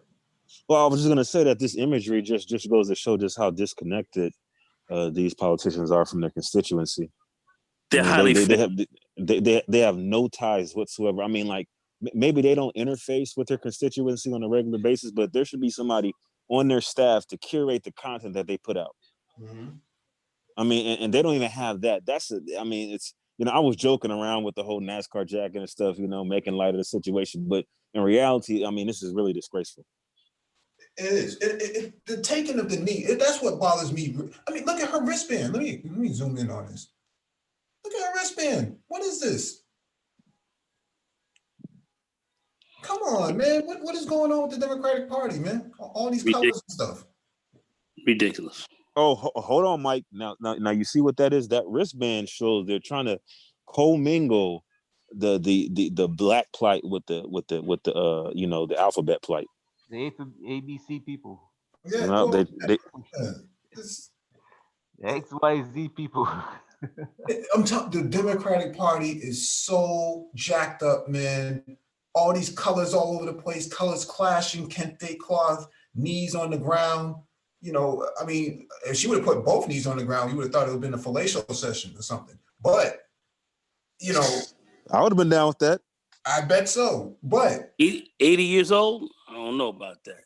Well, well, I mean, just the imagery, not necessarily her. Only playing that. I mean, these people are outrageous, man. They're all over the place, man. I think the party is done. I think they're already done. I think they're highly finished. I think Yeah, they're Yeah, I think all of these, Black Lives Matter. Nagon, you don't think they highly butter laid? I mean, that kente cloth kind of hidden. You know what I mean? I may give no, you one. it ain't butler. I find it highly sucker laid. But anyway, that's my view on it. I think they highly sucker laid with the kente cloth. But listen, it's a nice gesture. But once again, like Mike said, they're so far off the mark. It's not even funny. Not even funny. Kente cloth is African, man. What are they trying to say here? Yeah, but George Floyd didn't have anything to do with Africa. What are they trying to say over here? Now they're finished. They're highly finished. I mean, No, but you know something, Triz. I'm not gonna front, man. I think you was dead on the money, man, with that NASCAR jacket. Can't you see homegirl like on her knees with a nice big Tide symbol on the back of it, man, and NASCAR on the side? That'd be tight. That real colorful, orange and all. No. What she got to do is she got to go to a swap meet and get her one of them. Get her a Newport NASCAR jacket, because NASCAR never made a Newport sponsored team, but in the hood you can get you a Newport NASCAR jacket with the Newport colors. Then she would have been on point. Mm-hmm. Yeah. I'm feeling you. Maybe Eminem's racing jacket or something. But, yeah, but she got to take off them heels, put some J's on. Yeah. Because she had a hard time getting up with them heels. Somebody had to help her. And then like every other word got to be you dig, and you know what I'm saying. and then she got to say at the very end, you feel me? You feel me? Yeah, she gotta have that in there as well. But man. The Black Lives Matter has become an NGO, a non-government organization on behalf of the Democrats at this point. And they're an embarrassment. Yeah, but they're a large constituency behind the DNC. And so all of this is coming together as a way. We can't beat Trump at the ballot, so what we'll do, we'll tear this whole country apart until he leaves, make it hard for him in November. I don't think they can sustain this until November. I mean, you're hearing new COVID cases prop up because of the protesters being so close in proximity to each other. You got this woman can't get off her knee, with colorful bands and stuff like that. The Democrats are all types of messed up. And plus, it wasn't that long ago that they revealed, it was only last month that they revealed, that Obama set up Michael Flynn. Okay. And that he wiretapped, Trump Tower. And, there was no Russian interference, so to speak, that they claim. The Democrats are in a constant reset every single time. Every month they're in this sort of reset where, they have to come up with something new in order to maintain political support, their political capital, so to speak. And so George Floyd was a convenient death, a convenient incident for them, because now they can leverage this and bulldoze their way into the White House. I don't think it's going to work. I mean, there's fires everywhere. Mike, they have a shot, but I'm with you on it that they may blow this. They may blow this big time. Trump's numbers are down. They just did a poll on him today. Things are not looking good for him at this time of year. Things are looking rather bad for the orange one. Mm-hmm. But I believe that once again, the Democrats have that unique ability to snatch, to take a defeat when they should have a victory. So they have that unique ability to do this. I suspect they will do this one more again. Because I'm looking at Biden, he highly finished. But this right here, I believe this was bad. And I'm not seeing, and I'm not seeing, the Democrats on the right side are really talking to some of the key issues that are right now. Now blacks are making some demands as to what they want, defunding police, or at least, let's do something, very significant on that, not give them more money and give them more training. That's ridiculous. And this is what this guy's talking about. They're just not on the right side of the issues. They're not understanding this. They're still, when I look at this whole thing here in this United States, I look at it politically, we have in essence one super party. It's one party. It really is. I mean, there's very little difference between the Republicans and the Democrats. There's very little difference. They're all eating out of the same trough. They're playing the same games. The Democrats have been as dangerous to us as any other party has been, with respect to the war on drugs that they picked up the mantle on and went upside our heads like you can't believe, mass incarceration and so forth. Yes, the Republicans started that. Yes, they moved into that very quick. They moved into that into our communities in some very negative ways. That way, from the law and order perspective, set in 1971 with Nixon. But my God, man, with Clinton and all them did after that, it's just been no let up. So the Democrats have not really distinguished themselves that much at all, and I don't see them doing it here. And these young people that are out here in the streets and talking it up and getting busy, you ain't fooling them, man. You're not going to be able to you're not going to be able to run the okie doke on these guys. These youngsters are kind of seeing this thing. They are seeing it. They're seeing it fairly clearly. So this okie doke ain't going to work. The okie doke by the old timers here, shit ain't going to fly. That's all I got to say. So I'm with you, Mike. I don't think they're going to be able to sustain this for too long. No, this is regime change. The whole taking of the knee, it's symbolic to George Floyd, but it's really it's really more relevant to the new overlords that's supposed to come into the House in November. Okay, that's what they're preparing for. You take a knee every time you see us. Get down. Get down on your knee and kiss the ring. Yeah, I tend to agree. Yeah, kiss the ring of the Democratic overlords. We're here to save you. Yeah. I mean, somebody should have told this woman that she couldn't take a knee and get back up the same way she went down, man. I mean, she had to get help to get up. She needed help to get up. Yeah, they should use some automation or something. And plus, I mean, after Biden's gaffe, I mean, look at this. I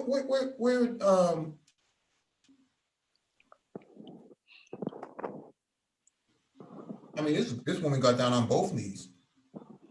Vivian, let me bring in Vivian. Shit.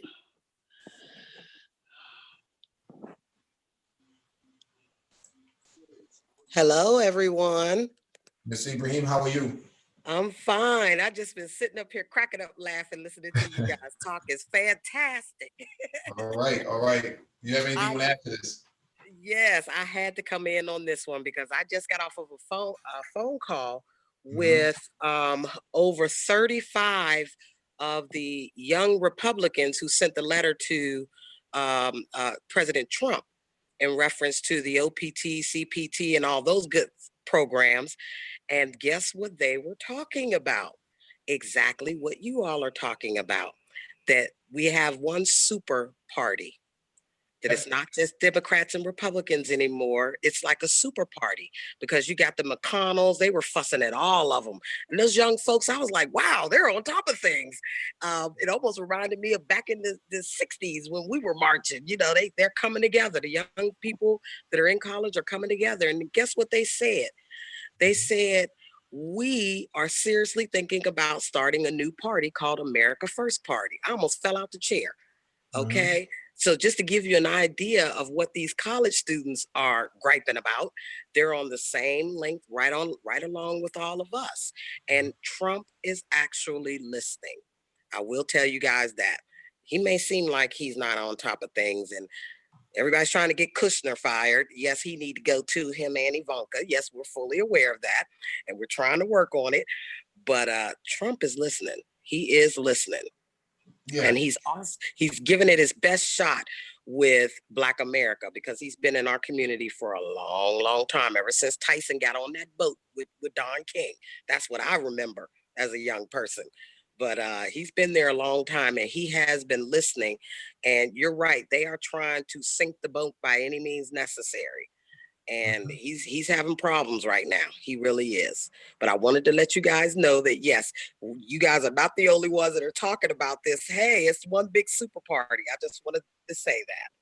Yeah. I mean, that's all I've seen. I've watched it very closely, and I've looked at a lot of the laws that have been passed over the years, and I look at the positions that people have taken, and I looked at the war on drugs that started underneath Nixon and was picked up by of course the Republicans, who moved more aggressively, and Reagan and all them. They moved savagely on that. But then I noticed when Clinton came in, he kept that going. He doubled down on mass incarceration. He doubled down on the war on drugs, made it even a lot worse. And in a lot of respects, he was even worse than Republicans. So regardless of the rhetoric, I have to take a look at what is the bottom line behind your policies. How is that affecting us? When you came in, what happened? When this guy came in, what happened? And we've seen nothing but a steady increase of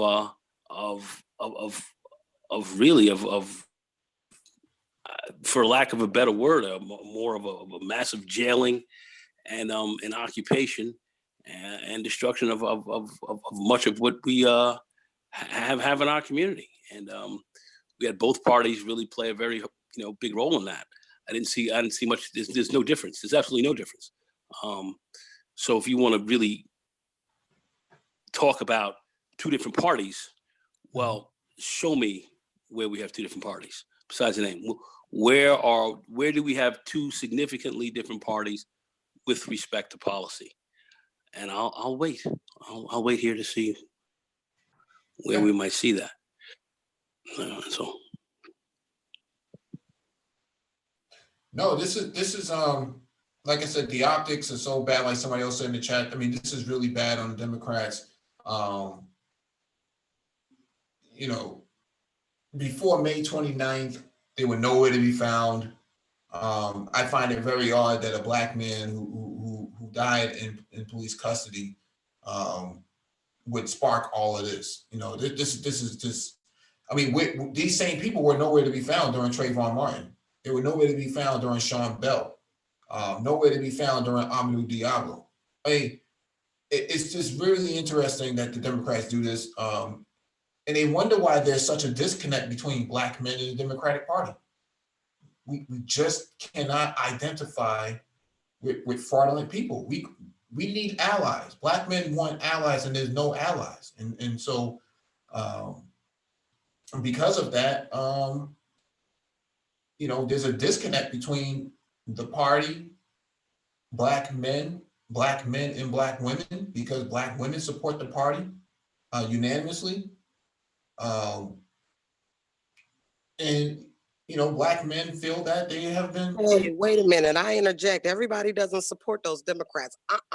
No, I'm not saying that you do. I'm saying that I think they said 95% of Black women vote Democrat. And so what I'm saying here is that Black women want to uphold the party. Black men want to destroy the system.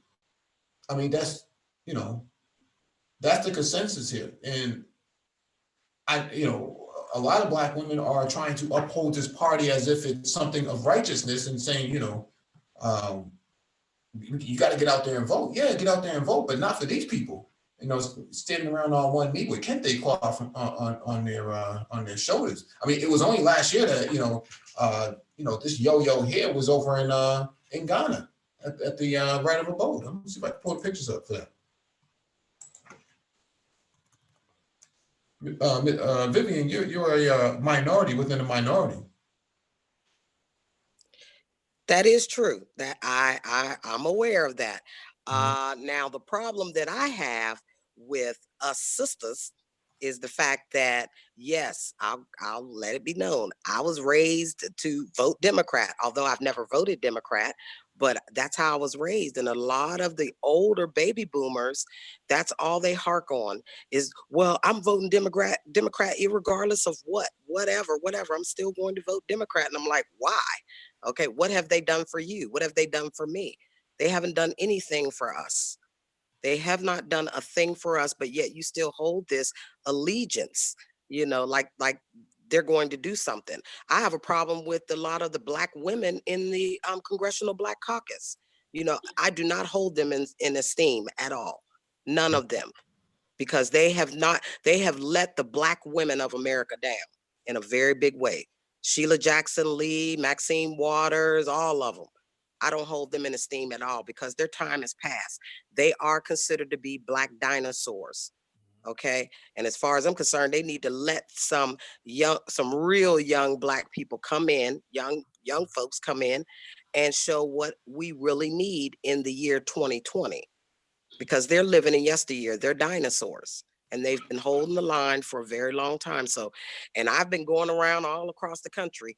Anybody I can get my hands on this Democrat, I'm trying to change their minds. Okay, because it's bad. And I wouldn't vote for Biden if somebody slapped me in the face. As many brothers and sisters that I have seen go to jail, brother, I lost a brother that got tased to death. Okay, so hell no, I'm not voting for him. See what I'm saying? But then you have to take the lesser of two evils. Nobody ever said that Trump was the best person in the whole wide world. He never said that. He just said, I want to open your eyes to what's going on. And that he has done in a very big way. Well, he kind of ran on a white nationalist platform. And that seems to be a big part of his base. I'm a Black nationalist. I'm a Black nationalist. I am a Black nationalist until the day I die. Okay. And that comes from both of my Buck great grandparents, because my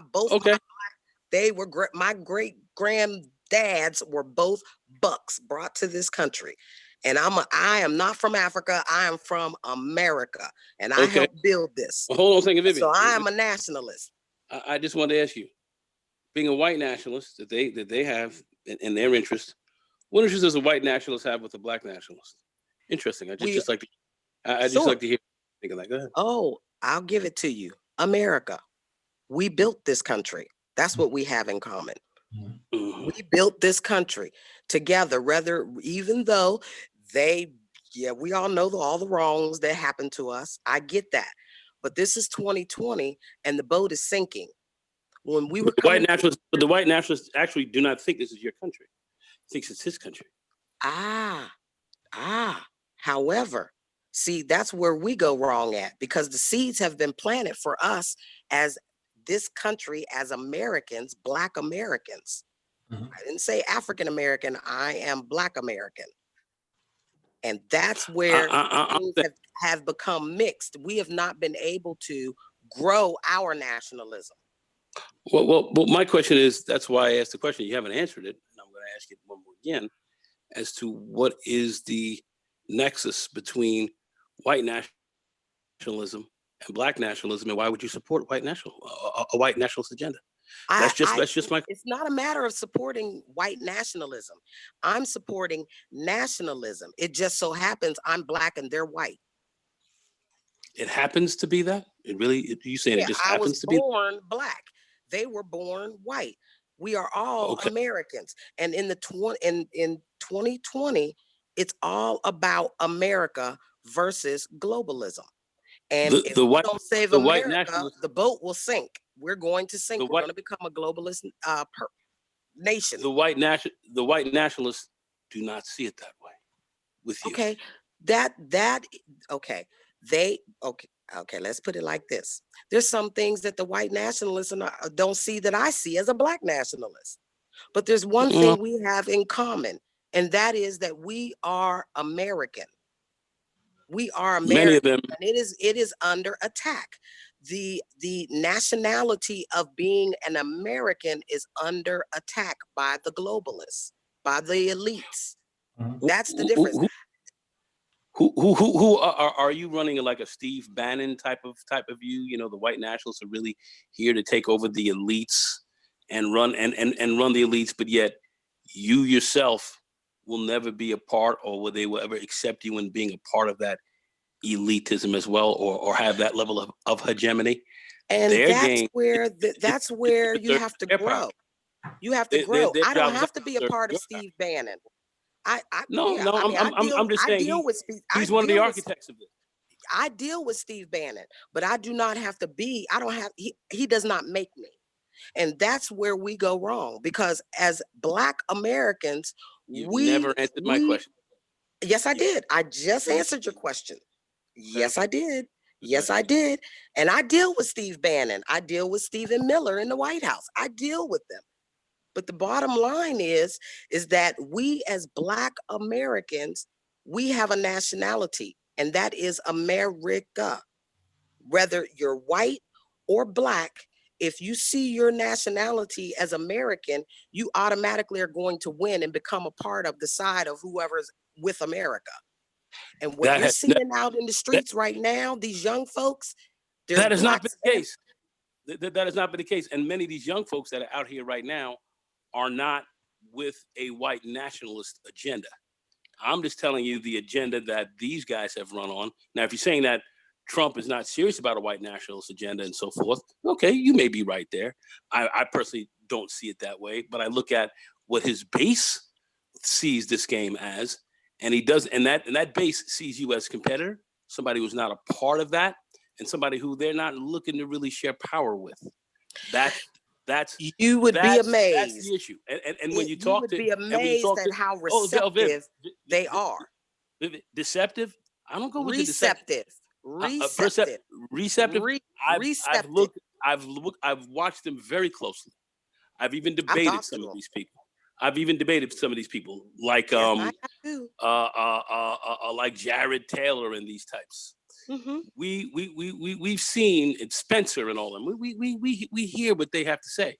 You know, it's just like the Mein Kampf, where, you know, Hitler told you what his plans were. He told you what he was going to do when they decided, you know, when they took power. He told you that in Mein Kampf. All right. These guys have their own Mein Kampf that they're running right now from the alt-right, if you will. You're not a part of it. You're not a part. What I'm explaining to you is that irregardless of where we split, once we figure out that we're all Americans, I can split on one side, they can split on the other.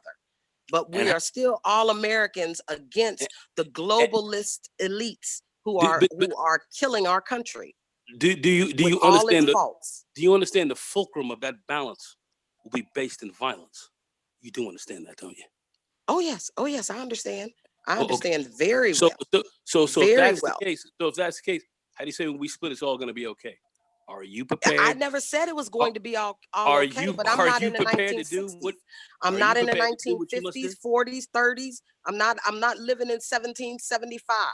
This is 2020. And right now, because of the way that our thinking has been entrenched and what they have been putting in our heads throughout the years with this race war, and I get it, there's a race war, but there's a bigger war going on that's sinking the entire boat. And that is nationalism versus globalism. Global elites, they are killing our country. And either we are going to be a part of trying to save it as Black Americans, and we have to get with somebody to save it. We have to get with some more Americans. Listen, I think your thinking is fundamentally flawed on this, but I'm not going to say anything else. I'm not here to change your mind. No, you don't.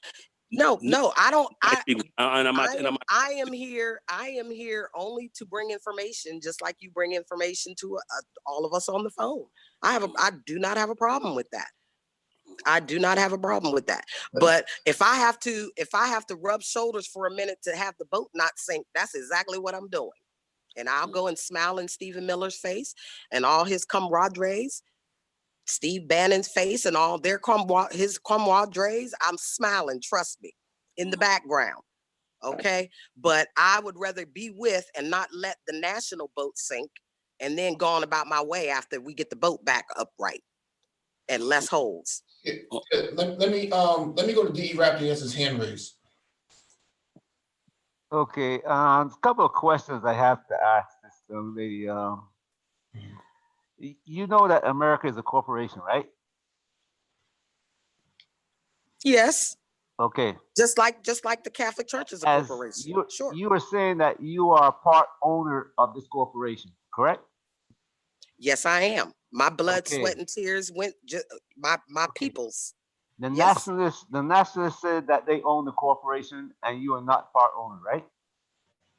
No, that is not true. They stole my portion. They're Whoa, walking whoa, around look, with it in their pockets. You're going off somewhere else. It says, No, I'm not. do the white nationalists No, say that my they blood, own? sweat, and tears built this country. They have my money in their pocket.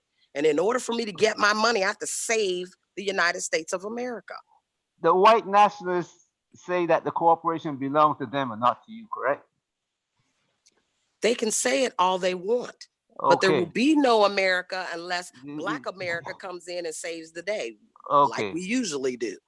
Okay. Now, as owner of a corporation, of this corporation, what benefits have you gotten from the corporation? The benefit of being able to live in the United States Okay. and raise my children. However, part of that has been stolen from me, and it sits in the bank accounts of many of these people that you are speaking of. How do you and plan? I want my money. But in order to get my money, the boat has to stay upright. If you haven't gotten any benefits from the corporation, and you were saying that the benefits are sitting in the bank accounts of other people, how do you plan on getting it in the future? You're fighting for the benefits that the white nationalists have gotten from the time the corporation was formed. And they are trying to protect those benefits. You Yes, are joining them to protect their benefits, but they are not joining you to protect your benefits. And I'm joining to protect the American benefit, the benefit that you have while you are in the United States, and everyone on this phone. We are all here in America. It's called America for a reason. Like I was saying, my question again. They are fighting to keep the benefits that they have always got. You are fighting to keep with them for their benefit, but they are not. No, I am not.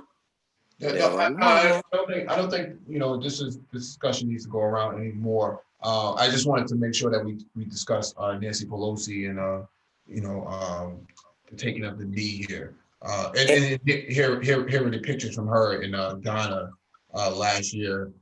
She's treating like it's Wakanda. She's running around in the slave ports and things like that. With Elon Omar, another Bedwinter. So, this is very interesting. What's the game plan with the Democrats here? Are they trying to bring Africa, certain Western African countries into the Democratic fold now in order to expand itself on a global stage? Because these are all Democrats here. It's not like,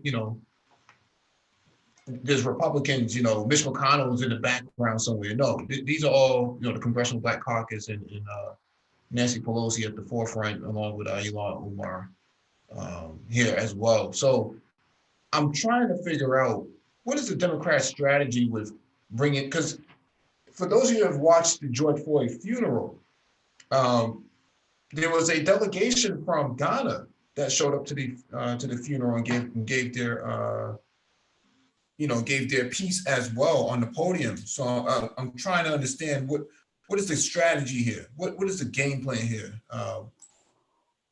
All of this dashikis and kente cloth and all types of things going around. What is going on here? Hey, Mike, you remember it takes a village to raise a child? Mm-hmm. You remember who came up with that? No. That was Africans, right? That's an African saying. Yes, but guess who wrote a book about it that Black women were raving about? No, go ahead.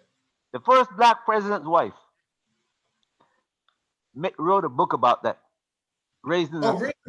It takes, this is all her program that they are trying to push. A lot of people are watching black leaders all over Africa come out and say something about George Floyd. Mhm. But they didn't say anything till they get permission from the Democratic Party. All of them. She seems to really love that kente cloth around her neck, though.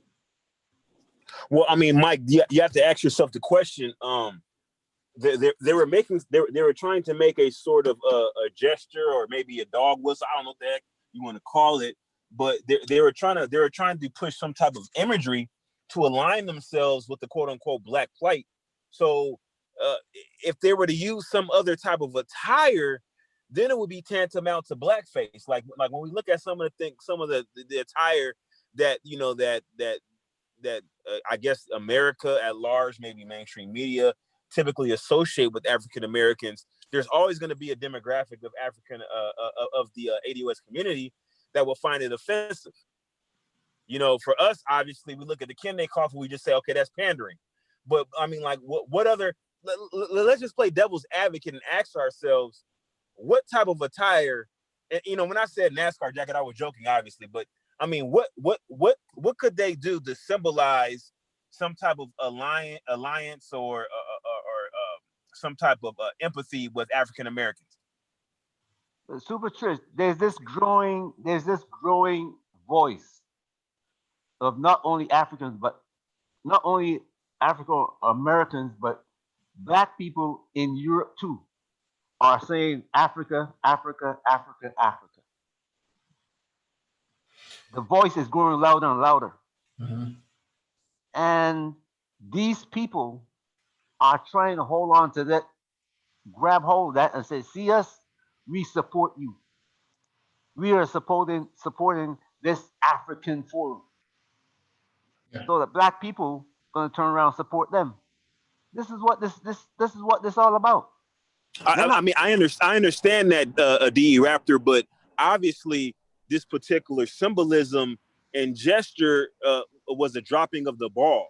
So now my question that I'm posing, since we understand that this is being perceived by the general populace as pandering, what sort of imagery could they have used instead that would have resonated with the ADOS community at large? The only symbolism they could do is come out and say, look, we're gonna pay you reparations. That's the only thing that they could have done other than this. And this is the worst thing that they could have done. No, DE Raptor's right. He's on point with that. I thought that's what they would have done. You know, I mean, somebody's going to be pushing that at some point, but you know, it would have worked in their favor to actually do something like that. You know, I don't know what they were thinking with this. You know, last year, but and notice this about these groups. Mhm. The delegation to all these things are heavily black women. They remember, black men have basically broke with the party. They have broke with the Democratic Party, and the Democrats know it.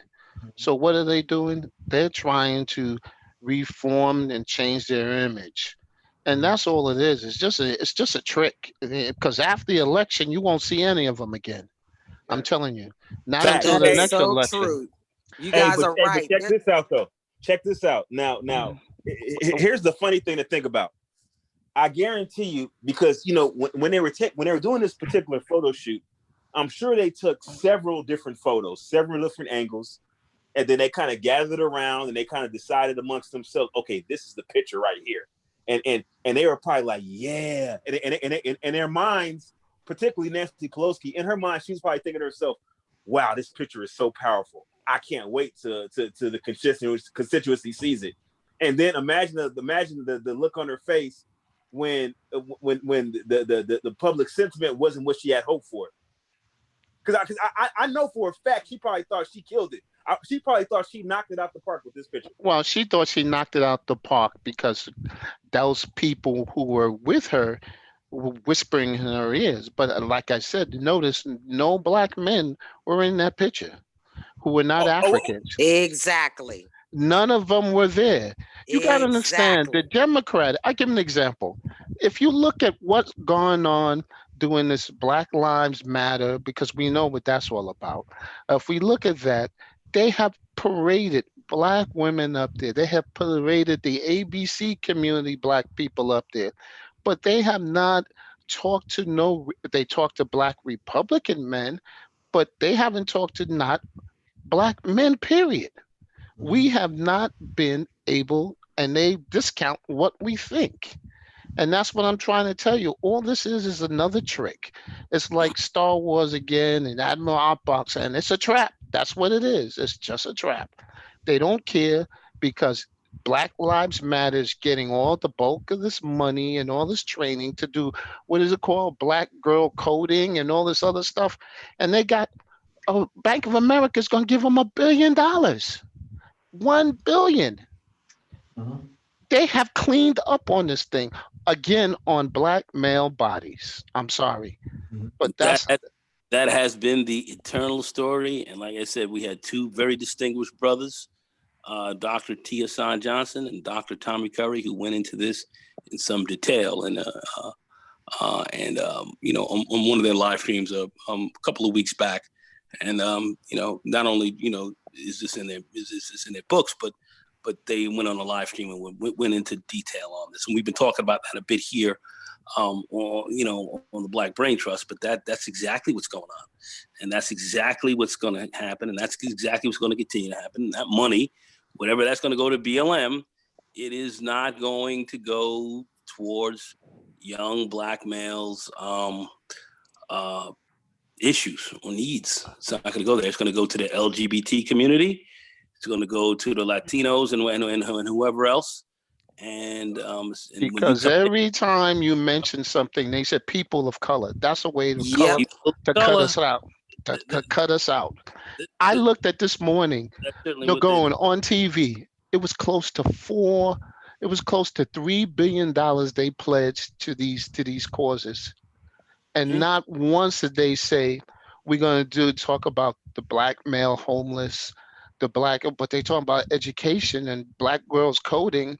I'm saying, like, that's not why this guy got killed. You know, they will raise it on us.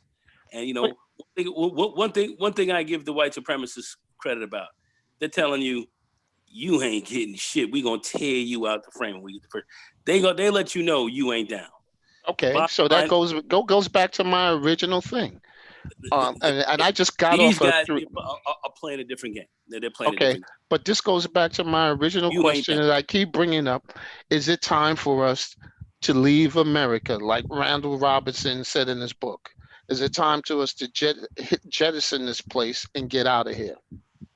Well, I think, you know, we can do two things at once. You know, they're brothers who can leave. Like I said, that's why we talk very heavily Pan-Africanist here with respect to business. And definitely some levels of culture, which will enhance your game here. I think it's just Black men have to just take a look at what the realities are, and just, you know, like you have the 100 Black men and so forth. You have these different organizations. You have the Black fraternities. You have all these Black male organizations. But that's really. I just want to finish. I just want to say, but you know, you have them, but we're not coalescing over one, you know, over these key issues the way we should.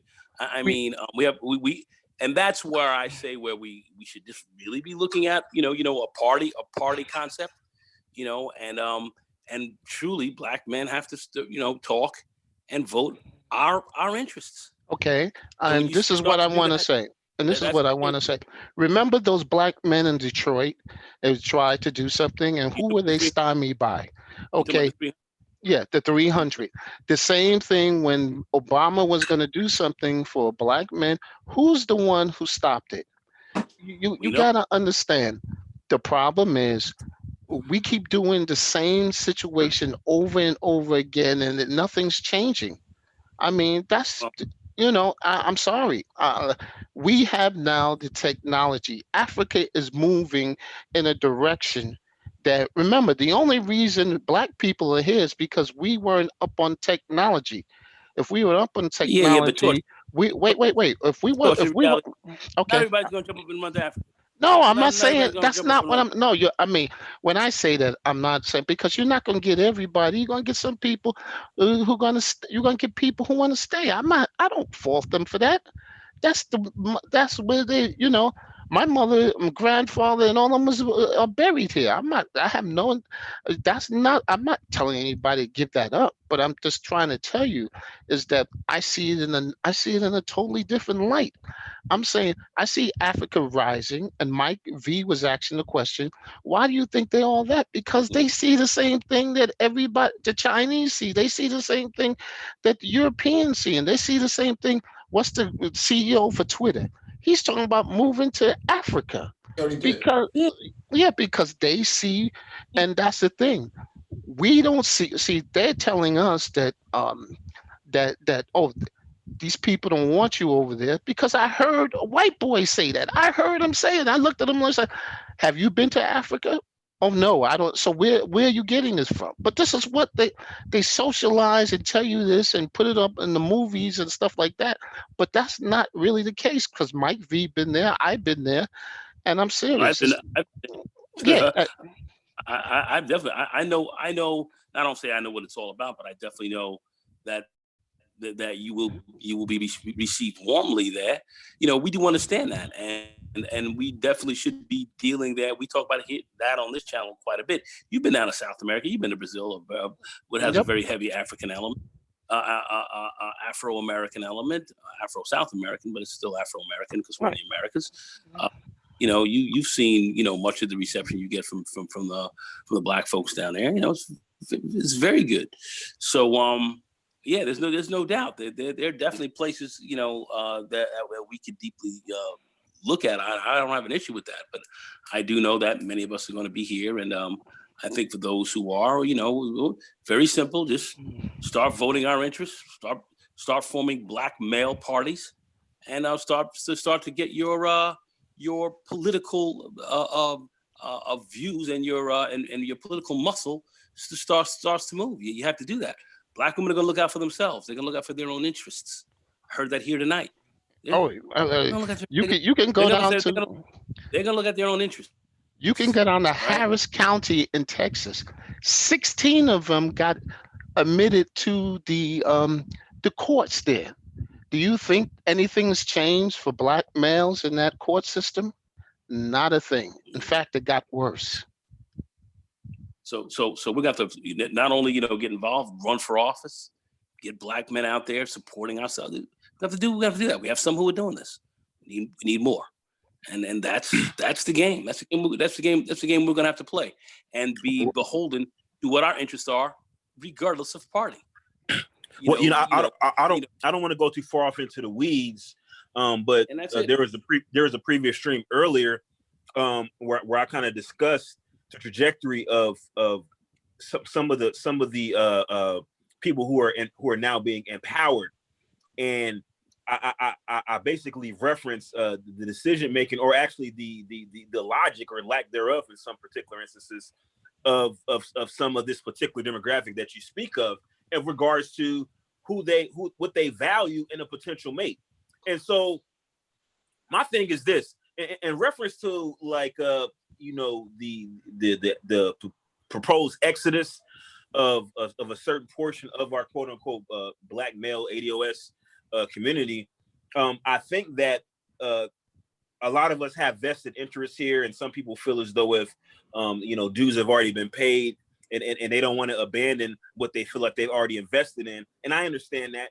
But for those who have the ability to be quote unquote, sorry about the noise, those who have the ability to be quote unquote digital nomads, those individuals should definitely take advantage of that possibility, as well as people who have income that's not tied to a particular geographic location. Like my parents, for instance, who are retired. I've kind of toyed around with them the idea of relocating to the continent, because if people can actually move there and start spending their dollars in that particular economy and building up that infrastructure, in the generations to come, that would be a more viable option for a larger percentage of the population. Right now, people look at that as, having to take a step back, enduring some of the growing pains because of, some of the infrastructure, insufficiencies coming from our particular perspective in America.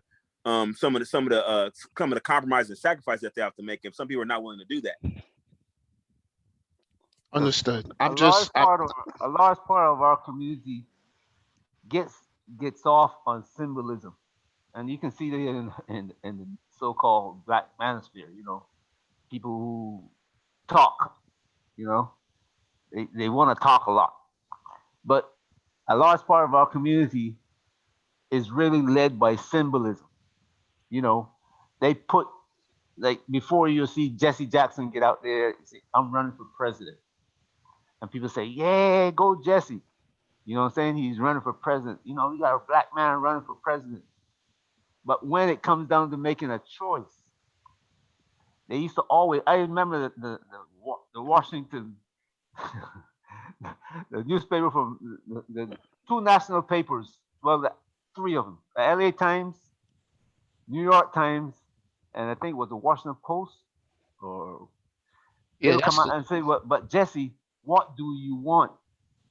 And from the time they asked that question, Jesse's campaign would die. And I see that over and over and over. And then I see them come with Obama. When America's position on the world stage was just like it is today. They chose a black man. And when they say, "See, we got a black man," everybody was like, "Wow." They were in awe that America chose this black man. And pretty soon, everybody's looking to America for leadership. Obama is going shaking hands in Africa and all over the world. And this symbolism is what's hurting us. And that's what you see Nancy Pelosi and all her people, especially that guy from New York City. I mean, if you listen to some of the things that he say about black people.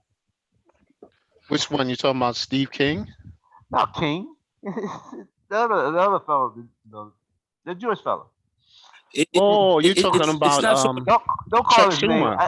I don't like. I don't even call his name. Oh, okay. I wouldn't even say it's so much symbolism. I would say it's a lack of sophisticated political action.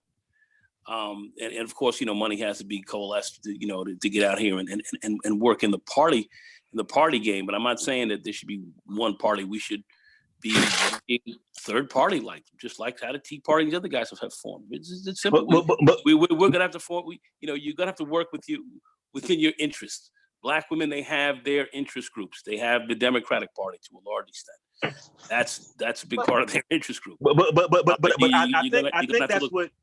I think that's what D.E. Raptor is actually referring to when he says symbolism. Now, correct me if I'm wrong, D.E. Raptor, but the impression I'm getting is that you're stating that because we see certain imagery, we feel as a collective that the work has already been done. That now we can rest on our laurels. We're included. We got it made now. No, I think I disagree. I think we have a fractured thing here. We got black women know exactly what they want. They have spelled it out. They want a vice president as a black woman and a Supreme Court justice. They have spelled out exactly what we want. We have not spelled out because you got a proportion of us going along whatever the women want. But the women have also choose that they want to divorce themselves from us. They have done that. So what are we going to do? We're going to sit here and debate and all this. It's not working. I'm sorry, it's not. Black thought is still symbolism. If they get a Supreme Court justice, it'd be like Clarence Thompson. If they get Supreme Court. I give an example. What was Citizens United? Citizens United was a Supreme Court case that changed everything. It's not just when you sit on the Supreme Court, you can change the fundamental trajectory of this country. That's what we're not seeing. Black women see the long game. I'm serious. We're not seeing the long game. You're not really seeing this.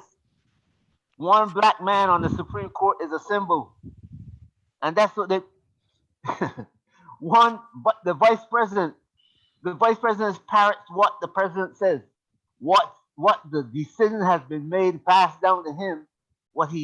Wherever he goes, that's what he repeats. It's a symbolism.